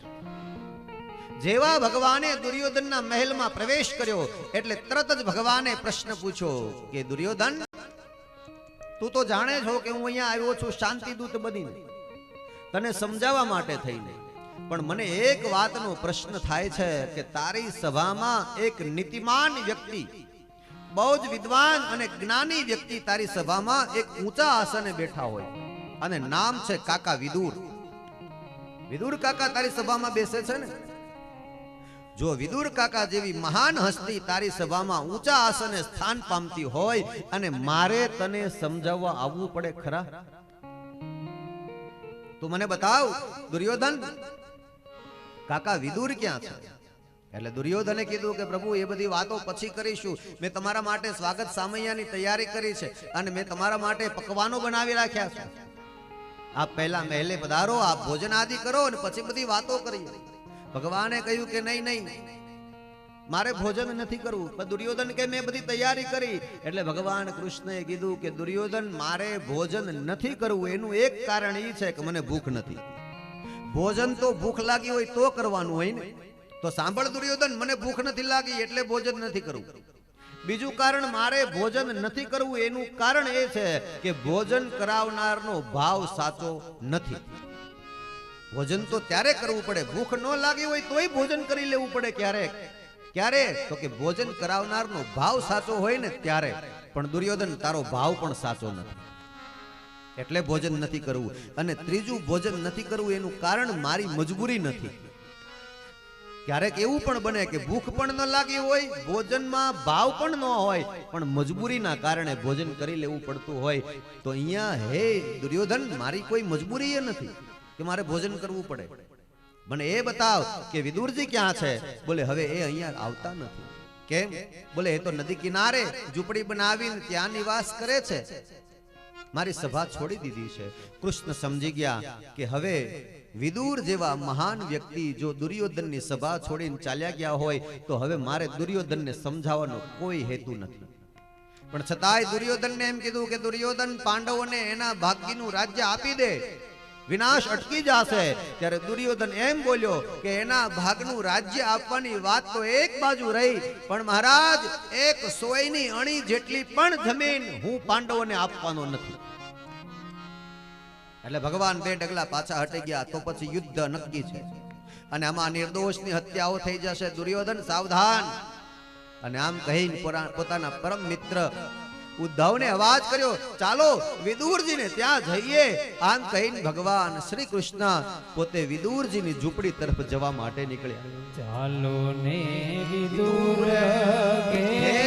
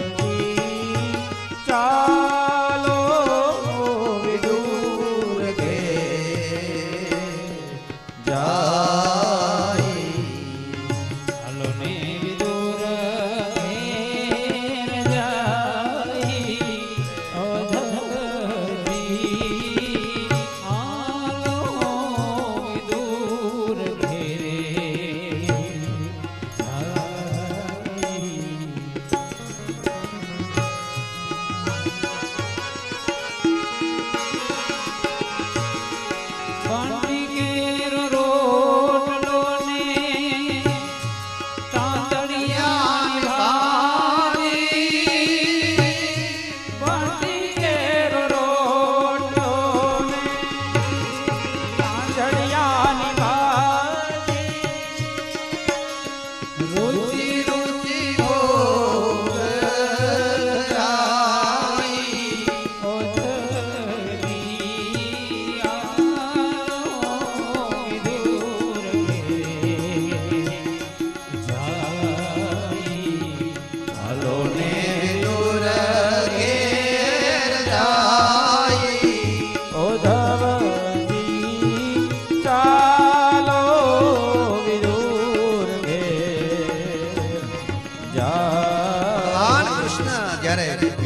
વિદુરજીની ઝૂંપડીએ પહોંચ્યા. દરવાજો ખખડાયો. વિદુરજીએ દરવાજો ખોલ્યો. જ્યાં સામે ભગવાન કૃષ્ણને ઉભેલા જોયા.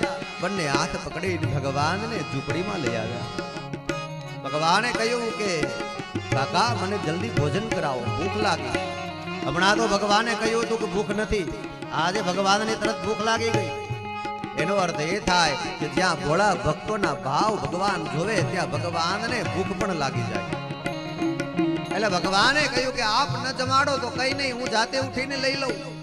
અને પાત્ર રસોઈ ઘરમાં ઉઘાડીને જોયું તો તાંજળિયાની ભાજી. ભગવાન વિદુરજીને ત્યાં બંટીનો રોટલો અને તાંજળિયાની ભાજી જમવા લાગ્યા. જ્યાં ભગવાન જમતા હતા ત્યાં સુલભાજીએ કહ્યું કે નાથ થોડા કેળા પડ્યા છે, કૃષ્ણને ભાવશે, આપું? ભલે ભલે આપો. અને ઝૂંપડીમાં થોડા કેળા હતા.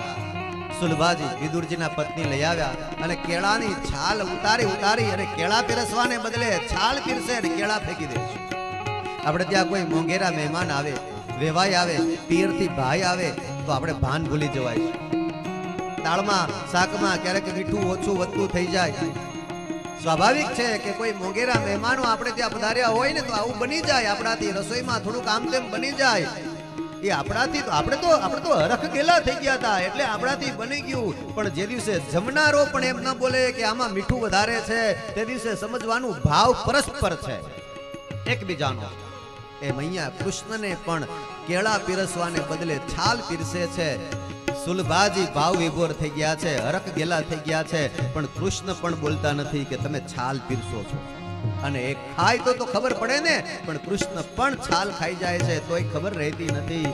ભોજનથી પરવાર્યા છે અને ભગવાને કીધું કે દુર્યોધનના મહેલે ગયો હતો પણ ત્યાં એના ઊંચા રત્નજડિત કાંગરાઓથી સજાવેલો મહેલ, અને મને ત્યાં એક રતિભર પણ સુખ ન મળ્યું.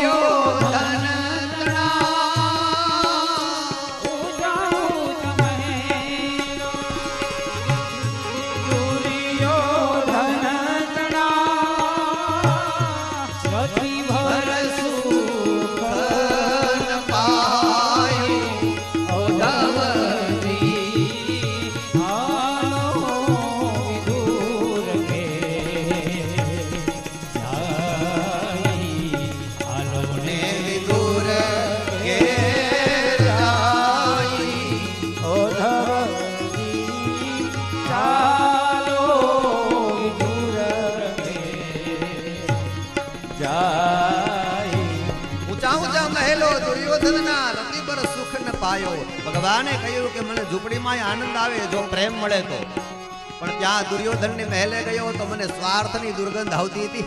એણે પકવાન જમાડવાની વાત કરી પણ એ પકવાનમાં પકવાનને બદલે પોતાના સ્વાર્થની દુર્ગંધ હતી એટલે ત્યાં ભોજન ન કર્યો. એની આગતા સ્વાગતા રત્નજડિત કાંગરાઓથી સજાવેલા મહેલની અંદર ક્યાંય મને પ્રેમ ન દેખાણો, ક્યાંય મને પરમાર્થ ન દેખાણો, એટલે એક ઘડી પણ ત્યાં રહ્યો નથી. તમારી ઝૂંપડી આવી ગયો, હવે કાકા મારે વિશ્રામ કરવો છે. એટલે વિદુરજીએ કહ્યું કે કૃષ્ણ શું કામ મારી મશ્કરી કરો છો? સોનાના પલંગ ઉપર બિછાના બિછાવીને મખમલના ઢોલીએ આરામ કરનારો, વિશ્રામ કરનારો કૃષ્ણ અમારે ઘેરે કેવી રીતે સુખ પામી શકશે? અમારે ઘેરે તો શું હોય?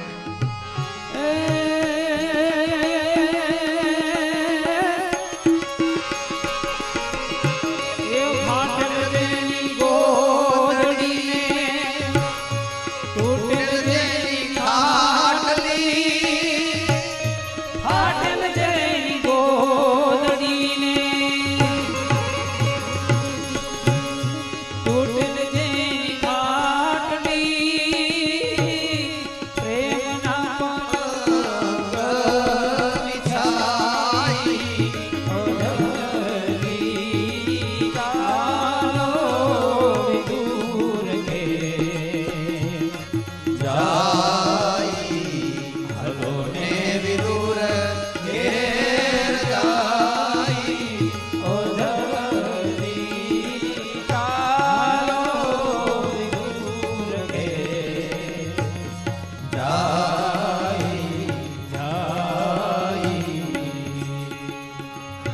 ભગવાને વિદુરજીને ત્યાં ભોજન લીધું, વિશ્રામ કર્યો અને પછી વિદુરજીને કહ્યું, હવે યુદ્ધ નક્કી છે અને કૌરવો અધર્મના પક્ષે છે, એટલે કૌરવો વિનાશના પંથે જશે અને ત્યારે તમારા જેવા ભક્તરાજ એ દ્રશ્યને જોઈ નહીં શકે.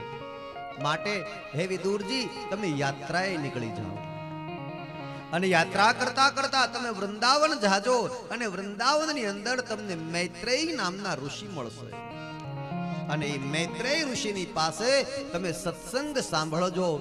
અને ભગવાન આટલું કહી ત્યાંથી વિદાય થયા અને પછી વિદુરજી યાત્રાએ નીકળી પડ્યા અને યાત્રા કરતા કરતા વૃંદાવનમાં પહોંચ્યા અને ત્યાં મૈત્રેય નામના ઋષિ મળ્યા છે અને મૈત્રેય ઋષિએ એમની આગતા સ્વાગતા કરી અને એમને કથા શ્રવણ કરવા માટે બેસાડ્યા છે.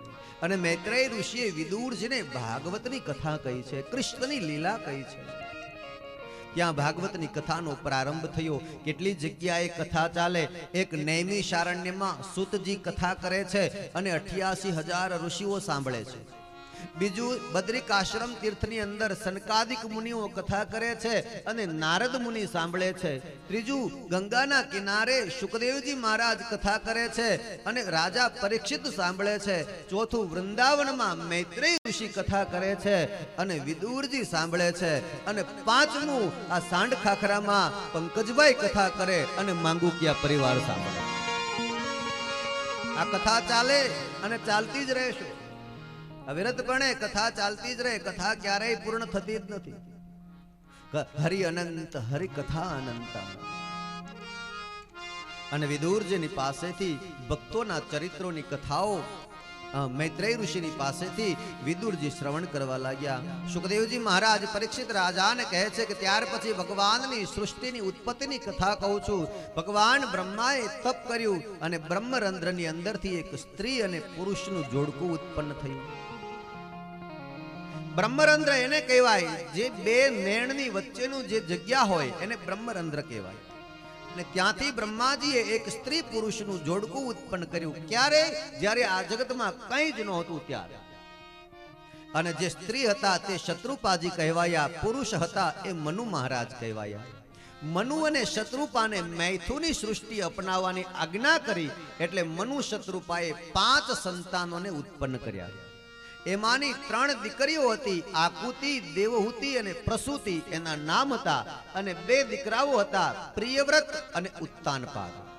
આવા 2 દીકરાઓ અને 3 દીકરીઓ એ મનુ મહારાજના 5 સંતાનો થયા. અને એ 5 સંતાનોએ પ્રજોત્પત્તિ કરવાની આજ્ઞા મળી એટલે બ્રહ્માજીને આરાધન કરીને કહ્યું, અમે પ્રજોત્પત્તિ તો કરીએ પણ ક્યાં જઈને? માત્ર જળ સિવાય તો આ જગતમાં કંઈ દેખાતું નથી. એટલે ફરી પાછું બ્રહ્માએ તપ કર્યું અને બ્રહ્માજીને અચાનક નસકોરામાંથી એક વરાહનું બચ્ચું પ્રગટ થયું અને જોત જોતામાં વિશાળ કદાવર પર્વત જેવડું એમણે રૂપ ધારણ કર્યું. અને ભગવાન બ્રહ્માએ આજ્ઞા કરી કે પૃથ્વી રસાતાળમાં ચાલી ગઈ છે, તમે જળની અંદર જાઓ અને પૃથ્વીને રસાતાળમાંથી બહાર કાઢો.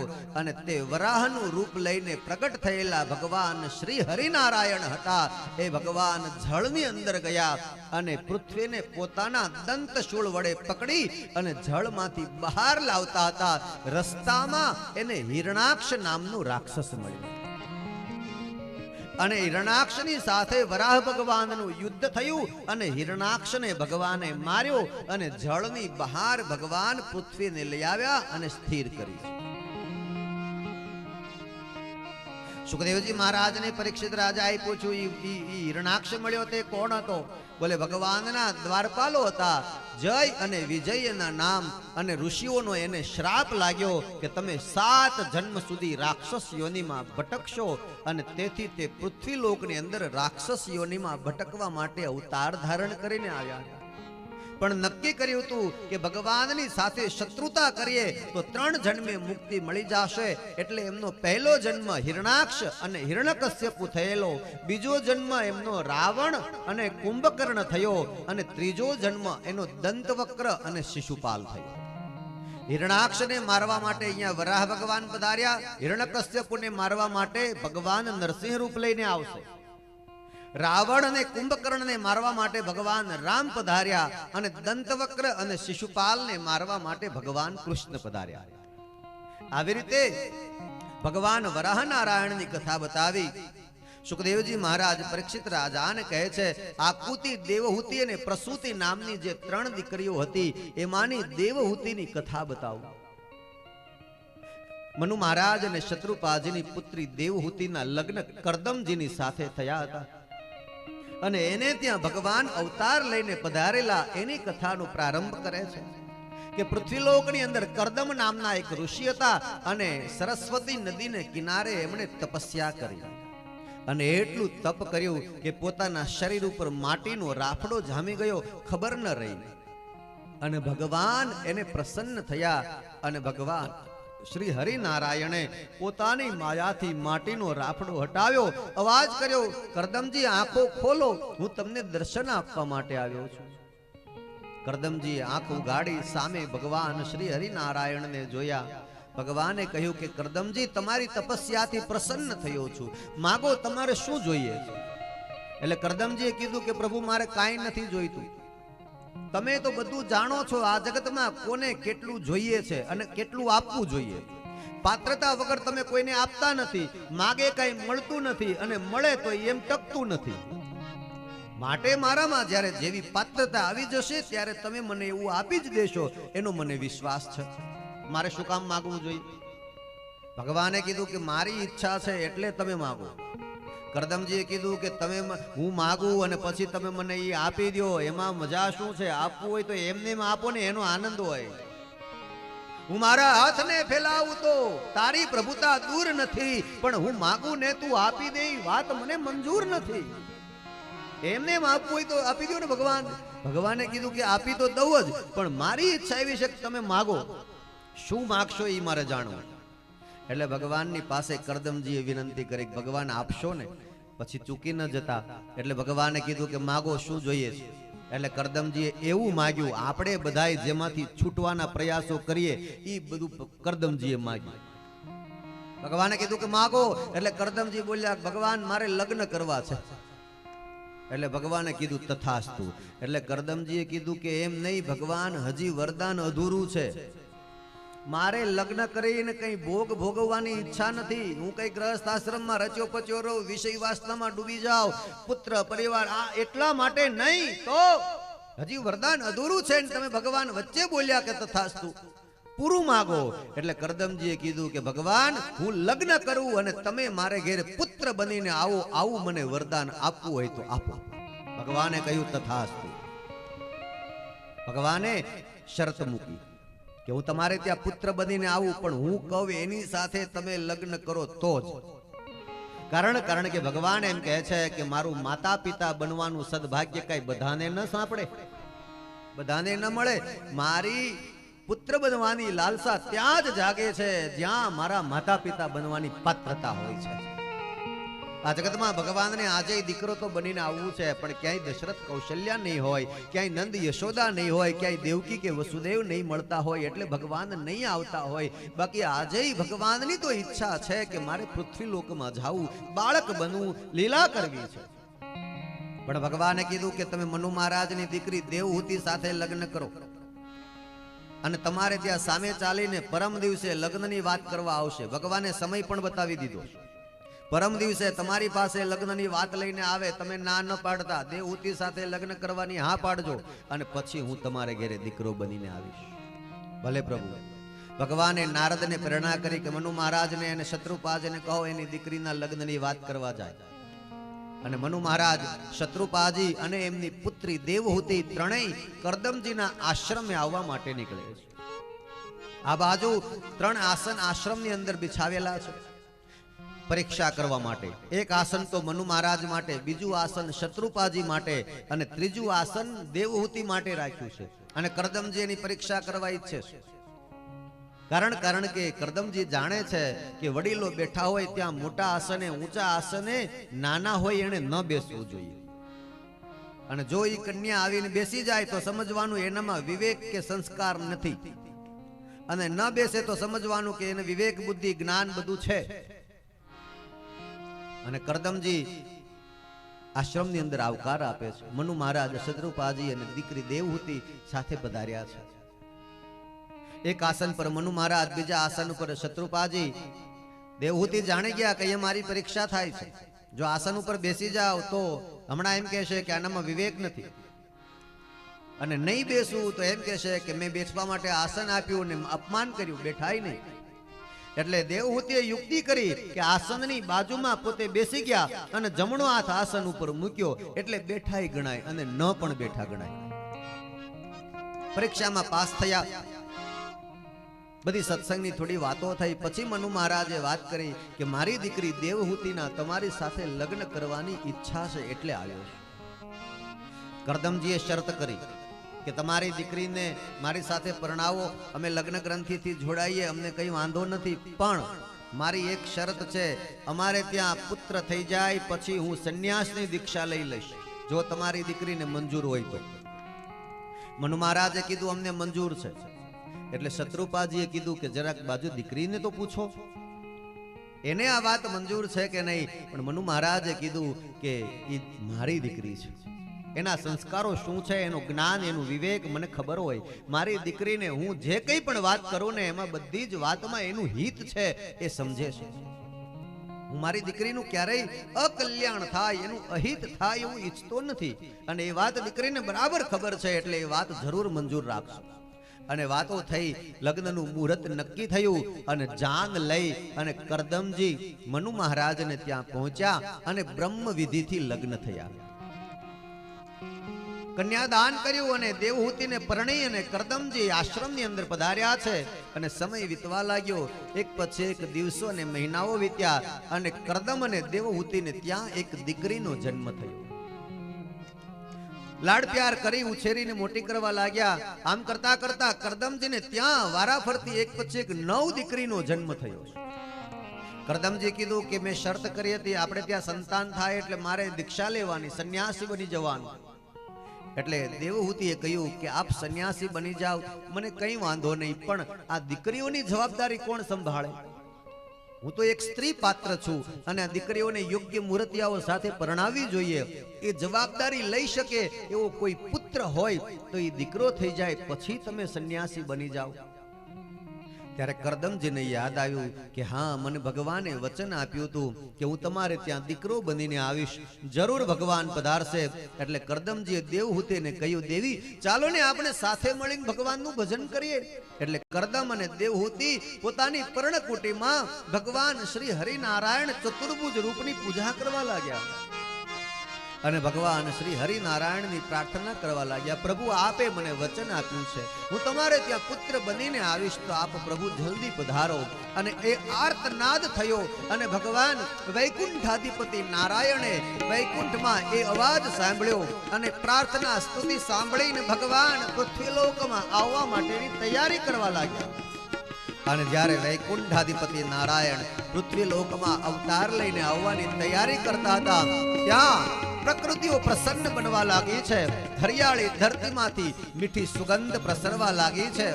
યજ્ઞ કુંડની અંદર આહુતિ આપતા આપતા વેદધ્વનિ કરતા બ્રાહ્મણોના હૈયા હરખાવા લાગ્યા છે. પક્ષીઓનો કલરવ થવા લાગ્યો છે. ભમરાઓનો ગુંજારવ કરવા લાગ્યો છે. રંગબેરંગી ફૂલડાઓ ખીલ્યા છે. નદીઓના ઝરણાઓના નીર ખળભળાટ વહેવા લાગ્યા. શીતલ, મંદ અને સુગંધિત એવા 3 પ્રકારના વાયુ વહ્યા છે. અને એવા સમયે કરદમ અને દેવહૂતિની પર્ણકુટીમાં ભગવાન શ્રી હરિનારાયણ ચતુર્ભુજ રૂપ ધારણ કરી અને ત્યાં પધાર્યા છે. અને ભગવાન કરદમ અને દેવહૂતિના પુત્ર એવા કપિલ નારાયણ ભગવાન અવતાર લઈ પધાર્યા. આકાશમાં દેવદુંદુભી વાગ્યા. શરણાઈઓના સુર સાથે અપ્સરાઓએ નૃત્ય ગાન કર્યા. જય જયકાર થવા લાગ્યો. બોલીએ શ્રી કપિલ નારાયણ ભગવાન કી જય. અને ભગવાન કપિલ નારાયણનું પ્રાગટ્ય કરદમ અને દેવહૂતિને ત્યાં થયું. આ ભગવાનના 24 અવતારોમાંનો એક અવતાર છે કપિલ નારાયણનો અવતાર. હમણાં આપણે જોયું વરાહ નારાયણનો અવતાર, જે ભગવાન બ્રહ્માજીના નાકમાંથી પ્રગટ થયા અને વરાહ રૂપ લઈને પ્રગટ્યા. એ પણ આપણા 24 અવતારોમાંનો એક અવતાર એ વરાહ નારાયણ ભગવાન અને એક કપિલ નારાયણ ભગવાન જ્ઞાન ઉપદેશ આપવા માટે પ્રગટ્યા. જ્યારે જ્યારે ભગવાન પ્રગટ્યા છે ત્યારે ત્યારે કોઈને કોઈ હેતુ લઈને પ્રગટ્યા છે. અહીંયા ભગવાન જ્ઞાન આપવા પ્રગટ્યા છે અને એ ભગવાન સાંખ્ય શાસ્ત્રનું જ્ઞાન આપે છે. એ કથાને આપણે અહીંયા વિરામ આપીએ છીએ. બીજા દિવસની કથા આજે અહીંયા વિરામ લે. આવતીકાલે આપણી કથામાં સવારની કથામાં ભગવાન શિવજીના ચરિત્રનું વર્ણન આવશે અને બપોર પછીની કથામાં પ્રહલાદના ચરિત્ર અને હિરણ્યકશ્યપુનો વધ એવા ભગવાન નરસિંહ પ્રાગટ્યની કથા પ્રસંગને આપણે આવતીકાલે માણીશું. સમયની મર્યાદા છે તેથી કથાને વિરામ આપીએ છીએ. એ જી ઉતરે મારા ભાગવતજીની આરતી, ગુણ ગાવા દીન રાત.